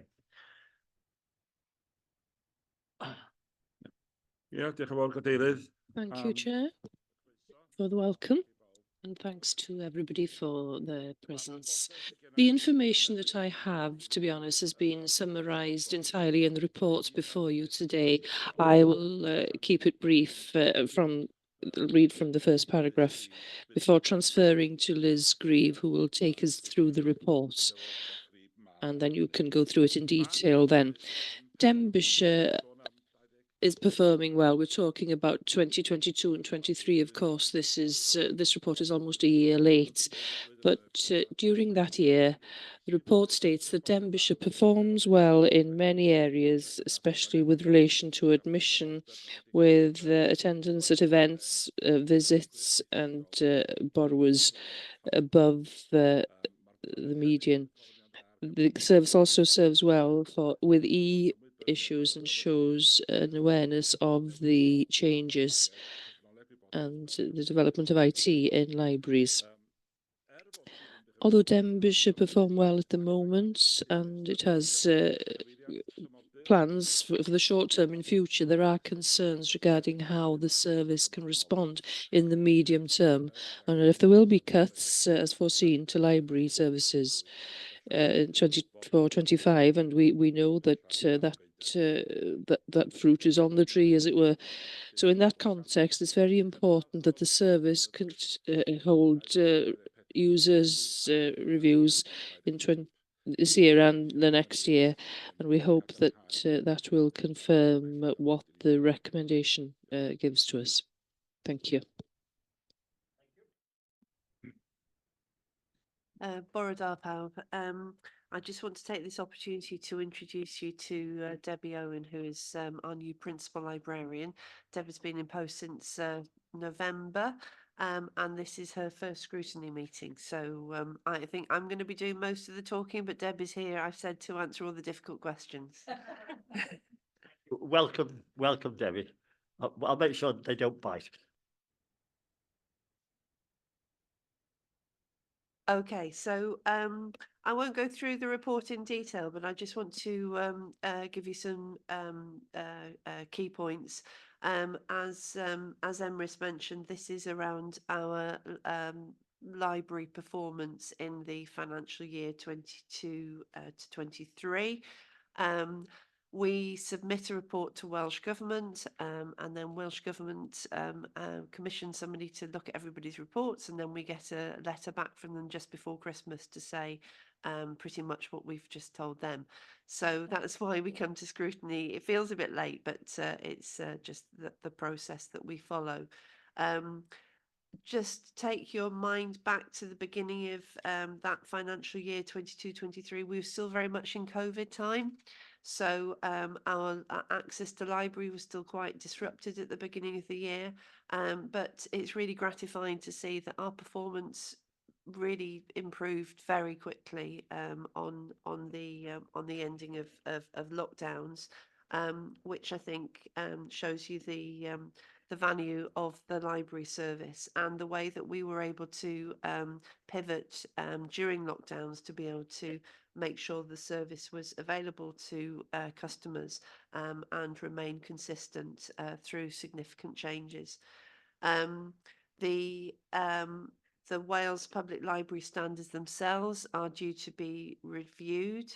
I think you'll note that the current framework has simply been extended for a couple of years, but we are expecting a new framework for Wales Public Libraries to be published next year. So we might see some slight change from Welsh Government policy in respect to the library standards. But the current standards, I think we hold our own in terms of delivering them. And they are also very much in line with what our library customers themselves tell us that they value. An area, we do try to respond to people's needs. So you'll note that where we talk about access to IT, the use of our computers has gone down significantly, hasn't come back to pre-COVID levels. But we have changed our access, so it is possible now to be able to use our Wi-Fi printing directly from your phone and your mobile device, which was something that wasn't possible before. So it's still about using libraries to access services digitally. It's just we're responding to how customers choose to be able to do it. So I won't go into any more detail, but we'll be glad to take any questions. Thank you.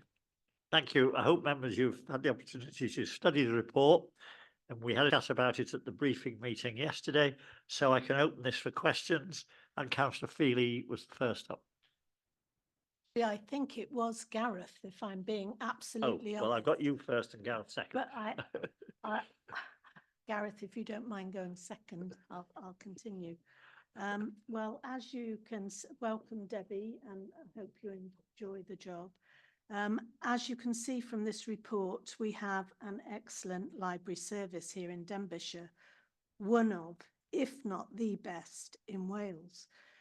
Denbighshire's met all 12 core entitlements, 8 of the 10 quality indicators with targets achieved in full.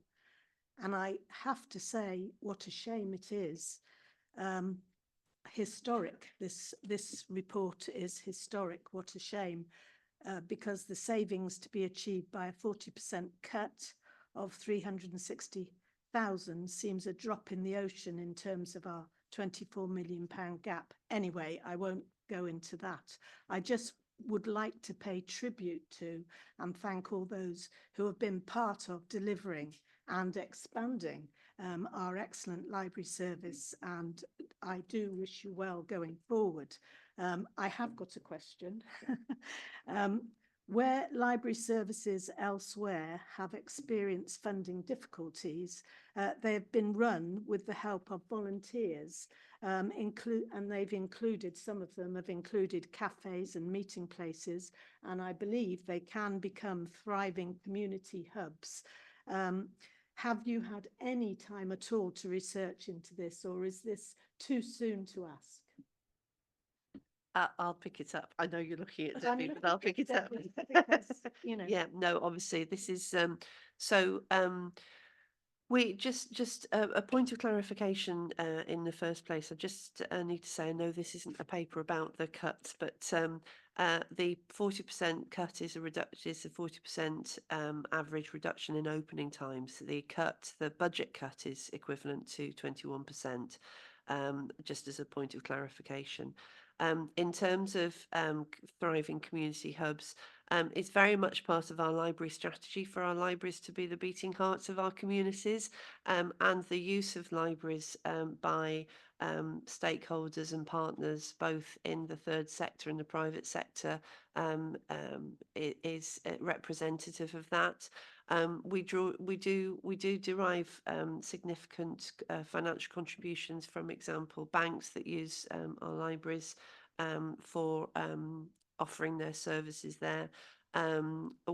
Colleges as well use our libraries, and that's definitely an area that we will be looking at going forward.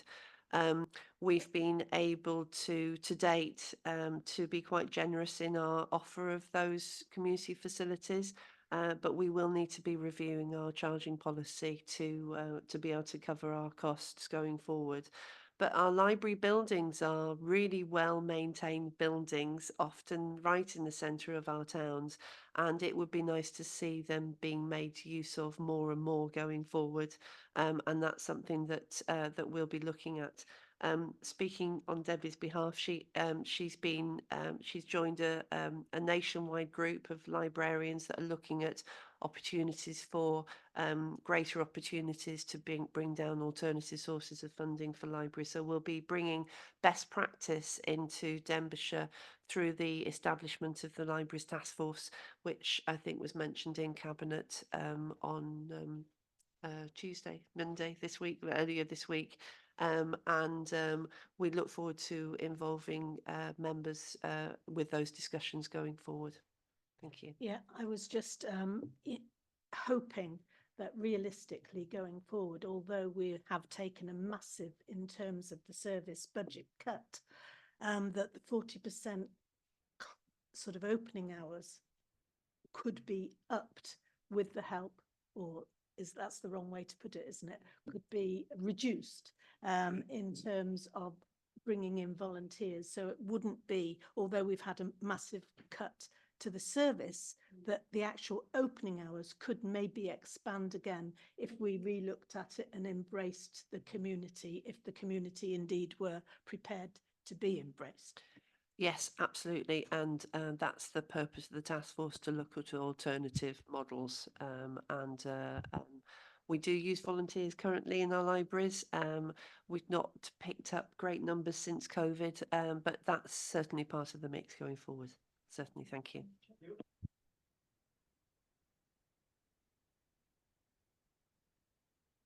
Good. Councillor Gareth. Yes, thank you, Chair. My question is around 4.9. We seem to be using. Our digital offer seems to be quite comprehensive. as according to the report, it was 12 months ago.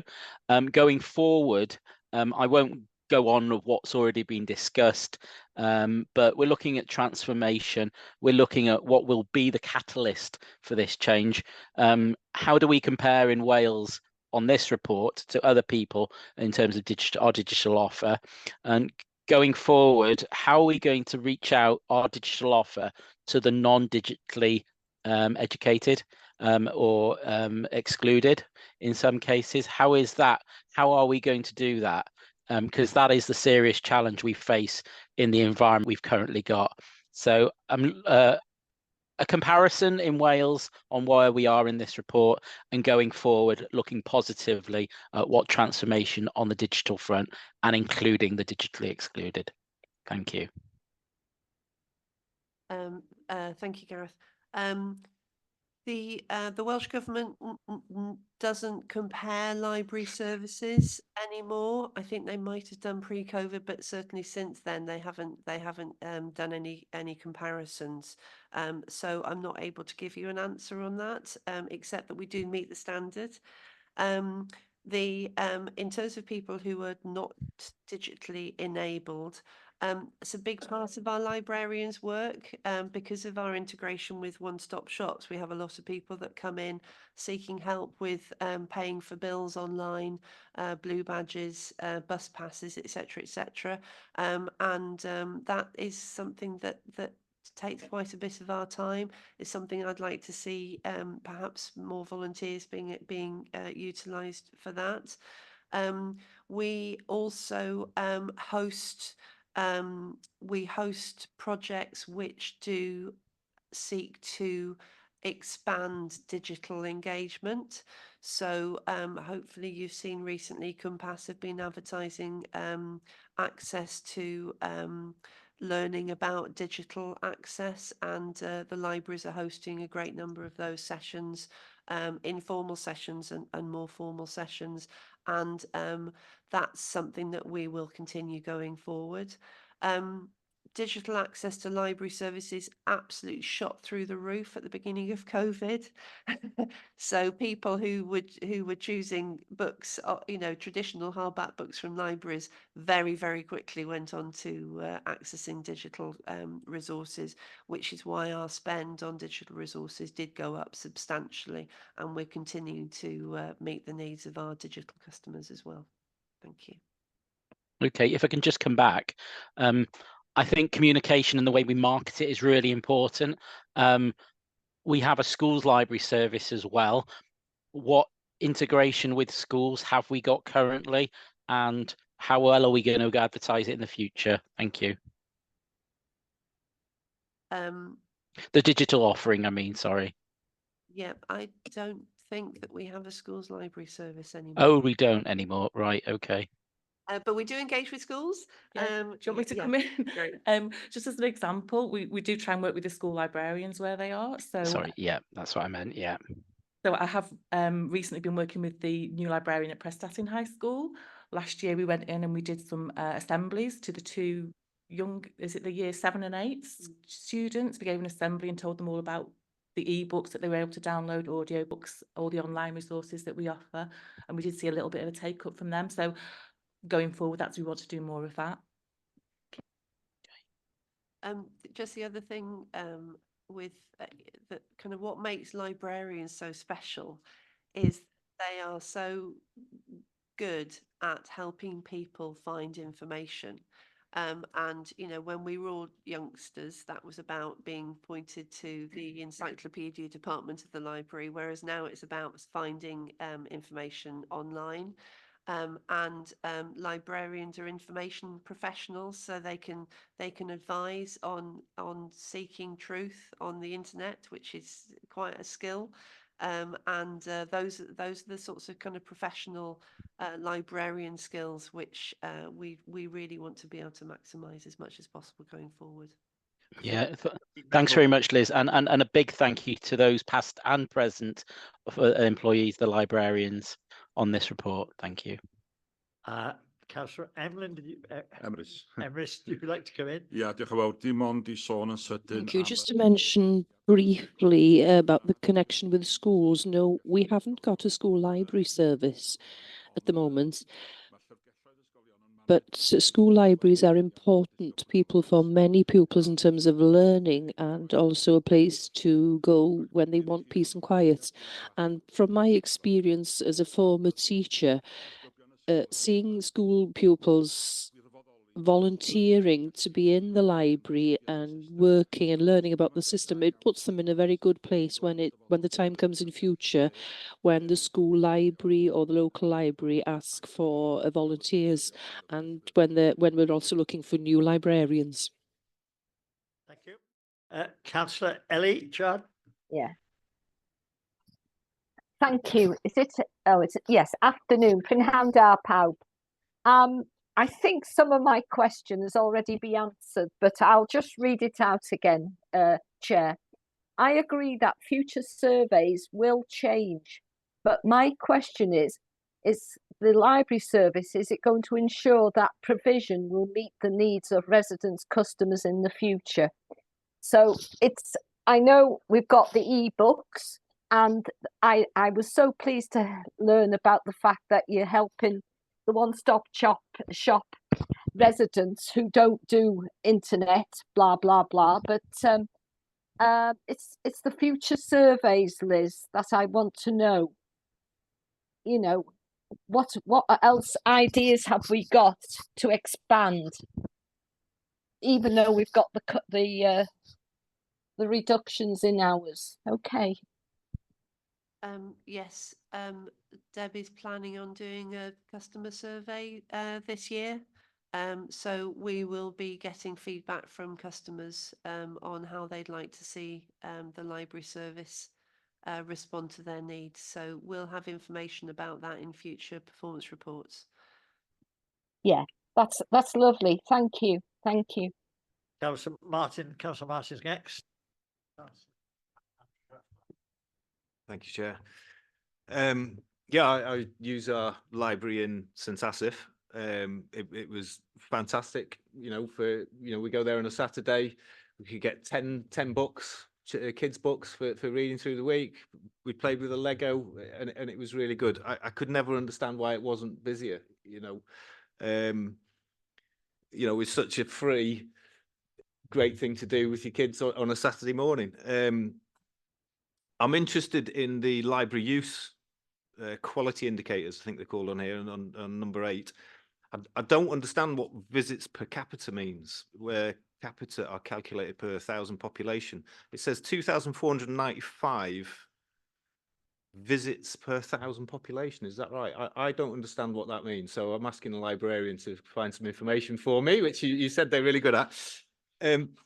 What I'm trying to understand is how many of the people I represent in St Asaph use the library, and what do they use it for? Is it a handful? Is it a lot? I mean, I can, as councillors, we can do surveys of residents and things like that. But I'm just wondering whether we have, rather than this seems to be a kind of standardised way of indicating the library use. But for me, how many of my residents use the library? Whether you can drill that down per ward, I don't know. But can you give me a better picture than whatever that number is? Yeah, footfall figures are a very, very blunt instrument because, you can have the same person coming into the library 100 times. So, that, we have to submit the reports that we're asked for from Welsh Government. We could tell you, not here and now, but we could tell you how many of your constituents are library members. And we can tell you how many are active library members. So there are people like, we all join a gym and perhaps don't go to it as often as we intend to. I think possibly the same with libraries. So we can tell you how many people are library members, how many are active library members. but we can't, but you know, I agree with you about the Saturday morning in St Asaph, because if you might remember that when the consultation was first launched, the proposal was to stop the Saturday morning. And there was a lot of kickback saying, please bring that back. But we haven't seen the footfall in St Asaph that we would have liked to have seen. So we have brought that back, but I'd like to see more. We do, I mean, Prestatyn, if anybody goes to Prestatyn Library on a Saturday morning, it's absolutely heaving. So it's interesting how different towns respond differently. So we could give you that information, and we can send that out following this meeting if you're happy with that. Yeah, thanks. I mean, it really helps, doesn't it? Because it helps us try and sell the service as well. You know, if we can understand, you know, residents' behaviours, you know, maybe we can alter our messaging accordingly. Thanks. Kind of, just if I can just come in before I take the next speaker. Location, I think, will have a lot to do with footfall. That Prestatyn Library is really well situated in the centre of the town, and I visit it regularly because my bank are there once a week. So I enjoy going there, and I enjoy seeing what else goes there. And it's nice and warm and comfortable if you've got to sit for a minute or two. But St Asaph Library requires a journey and down a road, doesn't it, to a rather wet car park at the back of it. So that may be a feature, but we can't just pick St Asaph Library up and move it. But I remember when I was lead member for libraries going to Corwen when there was an empty bank had come available, but it was on a sort of an island, which required, when we got there with your predecessor, it was on an island in the middle of Corwen, which involved crossing main roads to get to it. It was clearly a no-no on road safety grounds. So I think location is all important, and that may be part of what you're saying. But that's just personal. Yes, you're right. You know, I think the locations of just about all our libraries are great. In St Asaph, we do have a group of people that meet up there regularly before they go walking their dogs along the river. So I think for them, they'd like to say St Asaph Library is perfectly placed. Was to say something, Emrys, before I bring Yeah, the next speaker. Dach chi 'di sôn am Gorwen, Cadeirydd. You mentioned Corwen, Chair.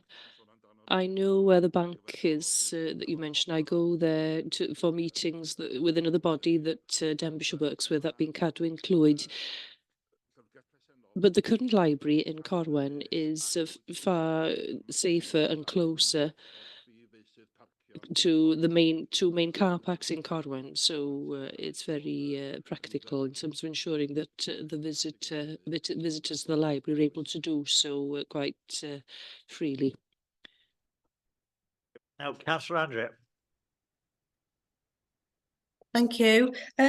Liz and Debbie, I'm bringing us back to the fact that we are performance scrutiny, and part of the recommendation is that a report comes back to us next January, a year away.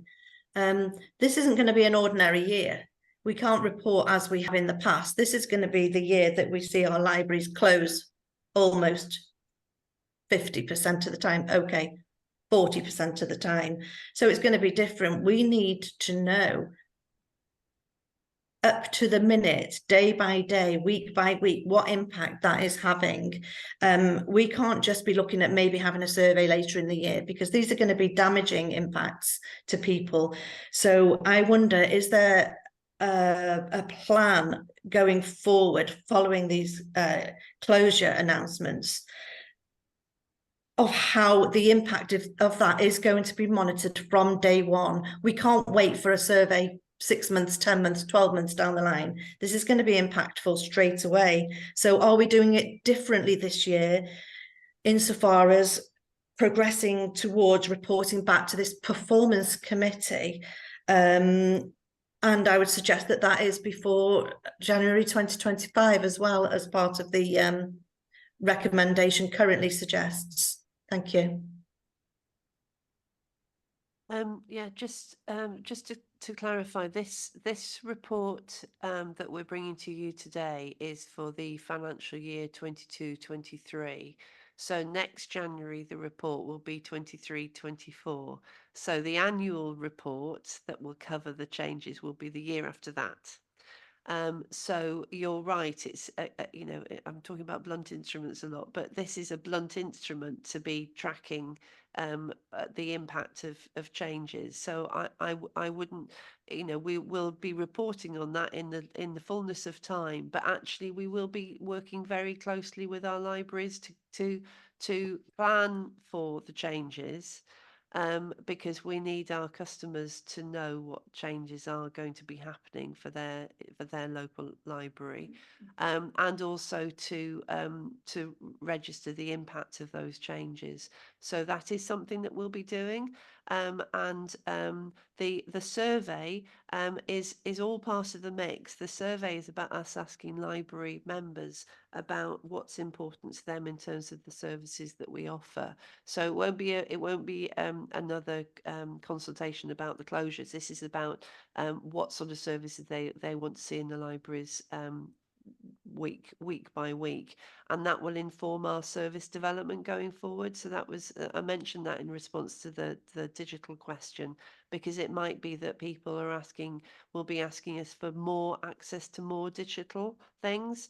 I mean, when I've wanted to borrow a book from Borrow Book, sometimes I've been told I'm going to have to wait an awfully long time for it because there aren't that many available to us. So it might be that the feedback from our customers is, can you spend more money on the digital versions of books? So those are the sorts of things to inform our service going forward. So yes, we will be monitoring it. It'll come out in this report in the fullness of time, but certainly when we come back to scrutiny next year, if you accept the recommendation, then we will be talking about the report on the year 23-24. But in that report, we can mention some highlights of what we've tracked in terms of the immediate impact. And then finally, I'd expect that I've called it the task force, that's just my working title for it. The libraries task force would be fed that information to inform their deliberations as well. Okay, Andrew. Yep. Councillor Alan Hughes. Thank you. And Gareth again. And I'll close it down then, I think.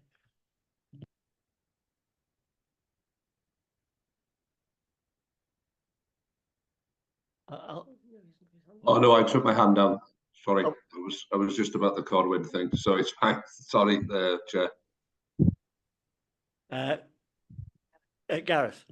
Yeah, just going from what Andrea said, I wasn't happy that it would be so out of date. And I'm just wondering, because if it's a 24-year end, why can't we have it after shortly after the 24, if you've got all those statistics? So I wouldn't like to recommend the proposal as it stands. I would like it earlier. So I would like to throw it back and say, what's the earliest opportunity that you could bring this back? Because I believe this is because we've cancelled meetings again and again. So it's fallen out of kilter with the actual calendar are going forward. So I'd like to bring it back into line and bring it more information. I mean, previously, you know, we just had a report which showed data which was, you know, the other month, the last quarter.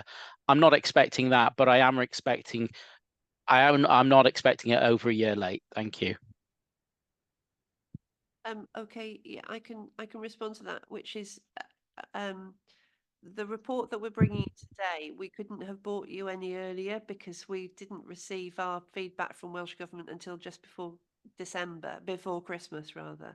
So as I say, what we do is we submit our information into Welsh Government in June, and then we get their response in December. So you know, why do we have to wait for Welsh Government? Sorry. Because what we're bringing to you is our report, our report for how we meet the Welsh Government library standards, which is a report that comes from Welsh Government. So that's what we're bringing today. But as I say, we submit our information in June. So Scrutiny do have an option to see what we've submitted, but it's not authorised by Welsh Government. So okay, no, that's so after June you could bring it as a draft version to us. That would be great. Thank you. No, I was just going to say, but and probably been clarified since, but I think what I was going to say was what you're asking for is a different report to the purpose of this report is to feed back to you the, if you like, Welsh Government authenticated performance report. If members want a different report, then it's perfectly within the power of the committee to ask for that, but it wouldn't be this one exactly. So this one would need to come the next time we've had the Welsh Government authenticated ones. It doesn't stop you taking a different report. So we could have the draft report essentially at the same time that they submit it. Or a different report tailored more to the questions you want to ask, rather than the standards that Welsh Government have published. Okay, but I wouldn't like to see too much work, given the fact that we haven't got that many more. We haven't got any more employees, so I'd leave it there. But earlier the better. Thank you. Rhea?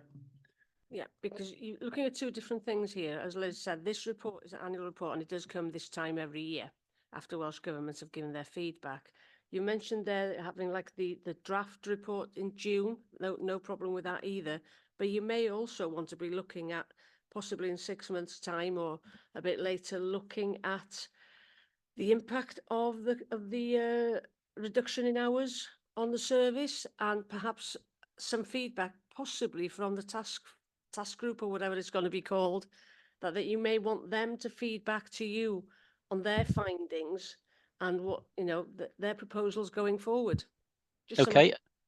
Yeah, I'd like to propose that going forward, the initial findings of the task and finish group tied into the draft report. Yeah. And I'll second. Perfect. Yeah. Second.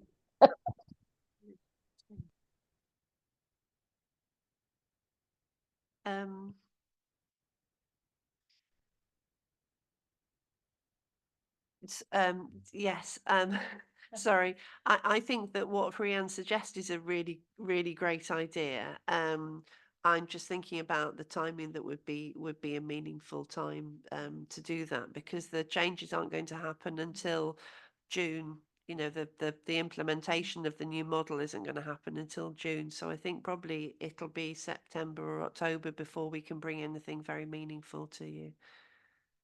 Right. Well, it's an excellent report. I think very encouraging results. So I can take you now to the recommendations, which are at item 3.1. Yep. Yeah, you want to speak before recommendation? Mae'r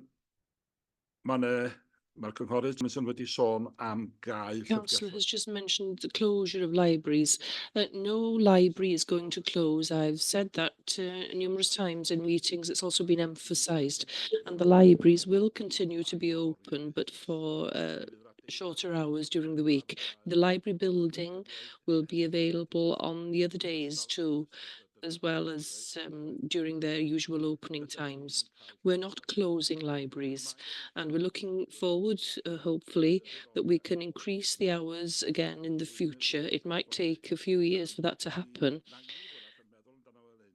Maybe we should think about it like this. You often see in a football match, when a footballer is sent off the match, that the other 10 then work harder in order to make up for that loss.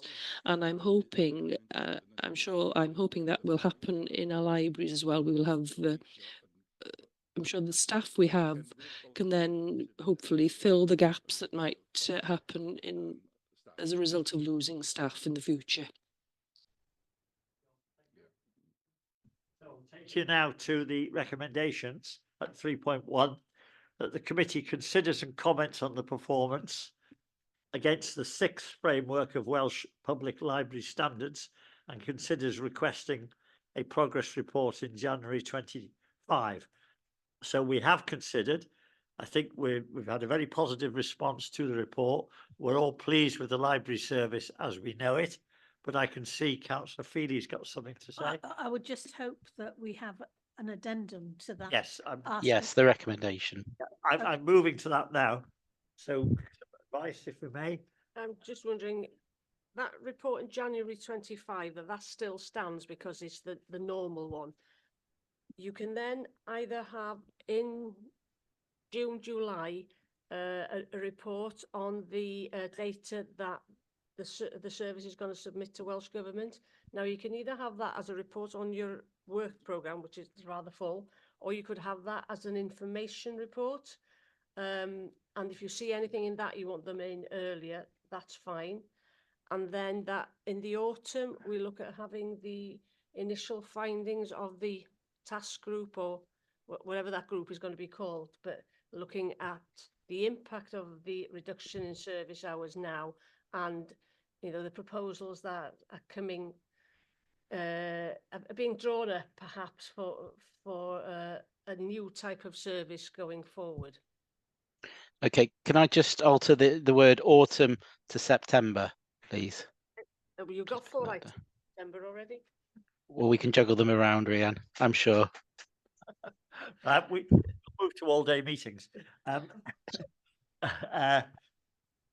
So we've got the original recommendation. I don't think there's any problem with that. But in simple terms, we want to know by September some sort of an indication of an impact of the changes to the service. And then next January, we've got the progress report again. Is that right? Yes. Have I understood that rightly? Do you want the mid-year report, if you like, the annual the stats that Liz and the team sent to Welsh Government? Do you want them as an agenda item report at June or July time, or do you want them as an information report? I mean, your hands, members. Do you want not in person? No. Yeah. Other views? Everybody happy that that's an information report? Yes. Unless we see something in it that we're concerned about, and then we might change our minds. All right, Bobby? I just think that we are more concerned as a committee on the impact that the changes, call them what you like, have on the service. And I think if it's a very busy agenda in September and October would be better, I think that would give us a bit more knowledge as well in terms of the months since now. So I would suggest October if that's got a freer agenda, so as we could give it a proper airing. At the moment, both September and November, you've got meetings, and both at the moment are full agendas. But we can look at that anyway nearer the date. But this is performance scrutiny, and we're busy. It's the mitigation measures I'm really concerned, where we're up to there as well. So I'd just like to put that on record. It's what we're doing about mitigating it. Thank you. Sorry, Chair, can I just jump in and say that it's gratifying to see members so engaged with this, and the intention is that members are involved in the task force. So we will be coming, subject to lead members' agreement, we'll be coming to MAGs and asking for a rep from each of the MAGs to be part of the task force. So, there is an opportunity for members to be engaged with it outside these committees, these scrutinies. Just wanted to give you some assurance on that. Good to hear that. Thank you. With the wording of the recommendation, please. Well, you have considered and commented on the performance against the 6th framework, and that you in June time that you'll have an information report detailing the statistical return to Welsh Government for the 23-24 year, isn't it? That's the one. And then in October-ish, we have the initial findings of the task group that will be looking at libraries going forward. And then in January 2025, you will have this annual report for the next year of this annual report as normal.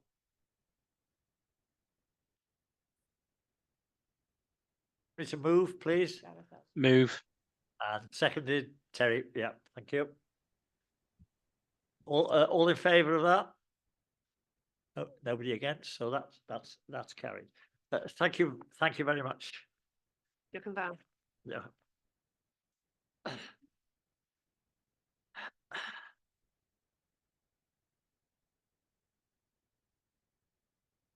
Can I take you now, members, to Item 7. Thank you very much, officers. Thank you. Take you to item 7, which is the scrutiny work programme, of which you've got a copy in your pack. Rhiannon, are you reporting that? Yeah, diolch yn fawr. Dyma Thank you. adroddiad This is your usual report.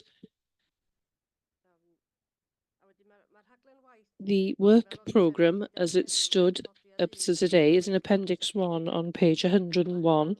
The next meeting is on the 7th of March, and you've got 4 items. They're quite substantial items. You've got the 2 education reports, one on elective home education, one on the 2018 Estin inspection recommendations. There's also a report there, the economic and business. I know the chair's got an interest in that, and also a report from Wales Audit Office on how we respond to that. So you've got 4 items there. There's also a meeting on the 18th of April. There are 3 items there too. So as a committee, out of the 3 scrutiny committees, you're busier than the other 2. So we're not we're not concerned about your work programme. In Appendix 2, you will see the application form for the chairs and vice chairs group. If there's any subject that or issue that you feel that it would be useful for it to be scrutinised in more detail, it doesn't have to be within this committee's remit. It can be any subject to do with anything that the council is responsible for. Please complete that form and submit it to me, and then the chairs and vice chairs group will consider it and decide whether they agree that it merits scrutiny and which scrutiny committee should do so. The group are meeting next Monday afternoon. So if you've got anything at the moment that you'd like to put down, fill it in today and give it to me today, and I can ask them to consider it next week. In their last meeting in November, they did look at one application, one request, and that has been put down for November 2024, and it's to do with the council processes for applying for grants of substantial amounts, similar to what the Levelling Up Fund did after leaving Europe. So we want to ensure that the process we have in place are fit for purpose for that job. In your your last meeting, somebody raised the question in terms of the corporate plan. There are 9 priorities in that at the moment, and whether we can continue to achieve these in the current financial climate that we're in. A few discussions have taken place, as I believe, regarding that, and there is a paragraph in the report there, paragraph 4.8. And what they're asking there is, in terms of the pressure on officers to provide reports to committees, I think a decision was made to get rid of the Q1 and Q3 reports that would come to you for information. They weren't being discussed in the meeting, but they were there for information. Those in future won't be prepared. The Q2 report and Q4 and the annual reports will continue to come as previously. But they also remind you that you have got admission to the Virtual system. So if there's anything that concerns you and you want to look into it further, then you're welcome to do that on that system. And if anybody needs training on that, let me know and I'll make inquiries on your behalf. And then in Appendix 3, you'll see the Cabinet's forward work programme, just for information. And then Appendix 4, you'll see the latest on the recommendations from the previous meeting. I don't think there's anything else that I need to raise, unless you've got any questions. I'll try and answer them. Thanks, Chair. Thanks, Rhiannon. You mentioned about the levelling up funding process. Will that include shared prosperity funding allocation?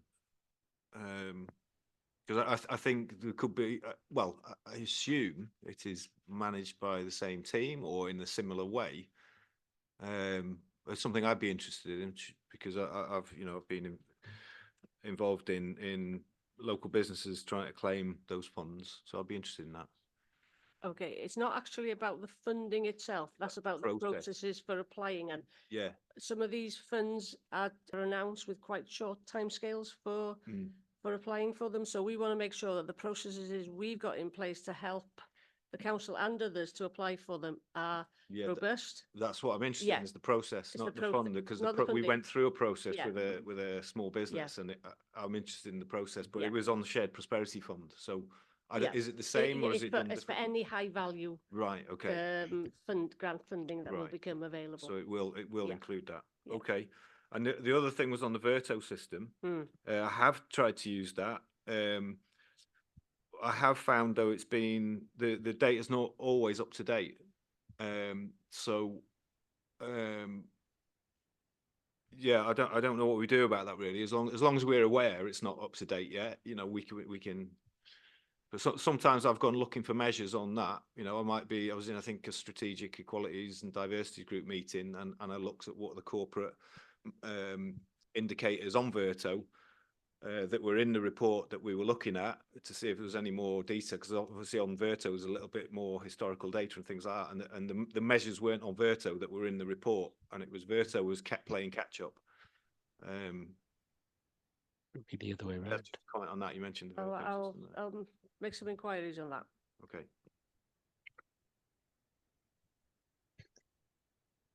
If there's no question. Yeah, Gareth's got his hand. Yeah, just to respond to Martin actually about the Shared Prosperity Fund. So there are two sides of it. There is the business side, which is being run, and also the DVSC side, the third sector. Both are going to be having to be spent within 18 months. So there is a deadline about that. I don't know how, so by the time it comes up to committee, it will be 12 months left of those funding pots to spend that money and not only spend it, but get the feedback back to people. So just to bear that in mind, that the timescale might be slightly off there. Right, point taken, I think. Just for clarity, Gareth, it's not about those funds. I just use those as examples of Yeah. the type of funding. It's for the process for applying for those grant funding or similar grant funding in future. And whatever will be next in the future, yeah. Right, take you then to the recommendations, which are on page 95, that the committee considers the information provided and approves, revises or amends its forward work programme as it deems appropriate, and determines whether any key messages or themes from the current meeting should be publicised via the press and or social media. I don't think we have determined anything there, have we? No. So is somebody move the recommendation that we have considered the report and approved it? Terry Amanda's done that and Bobby's seconded it. All in favour? Very good. Nobody against. Thank you very much. Which takes us then on to Item 8. It is to receive any updates from committee representatives who've attended various council boards and groups. I don't think there's a lot to report. In my own case, I sit on the Queen's Building Project Board, only to report that we haven't met since the new year. The January meeting was cancelled or postponed, so I've nothing much to report there, except that the building nears the handover point, and that's all I can report there. Has anybody else attended any boards? Carol? Yeah, I was at the service challenge for adults at social care and homelessness, and it was just outlining the state of what the people that needed sort of accommodation and trying to tackle it really and cut costs. Right.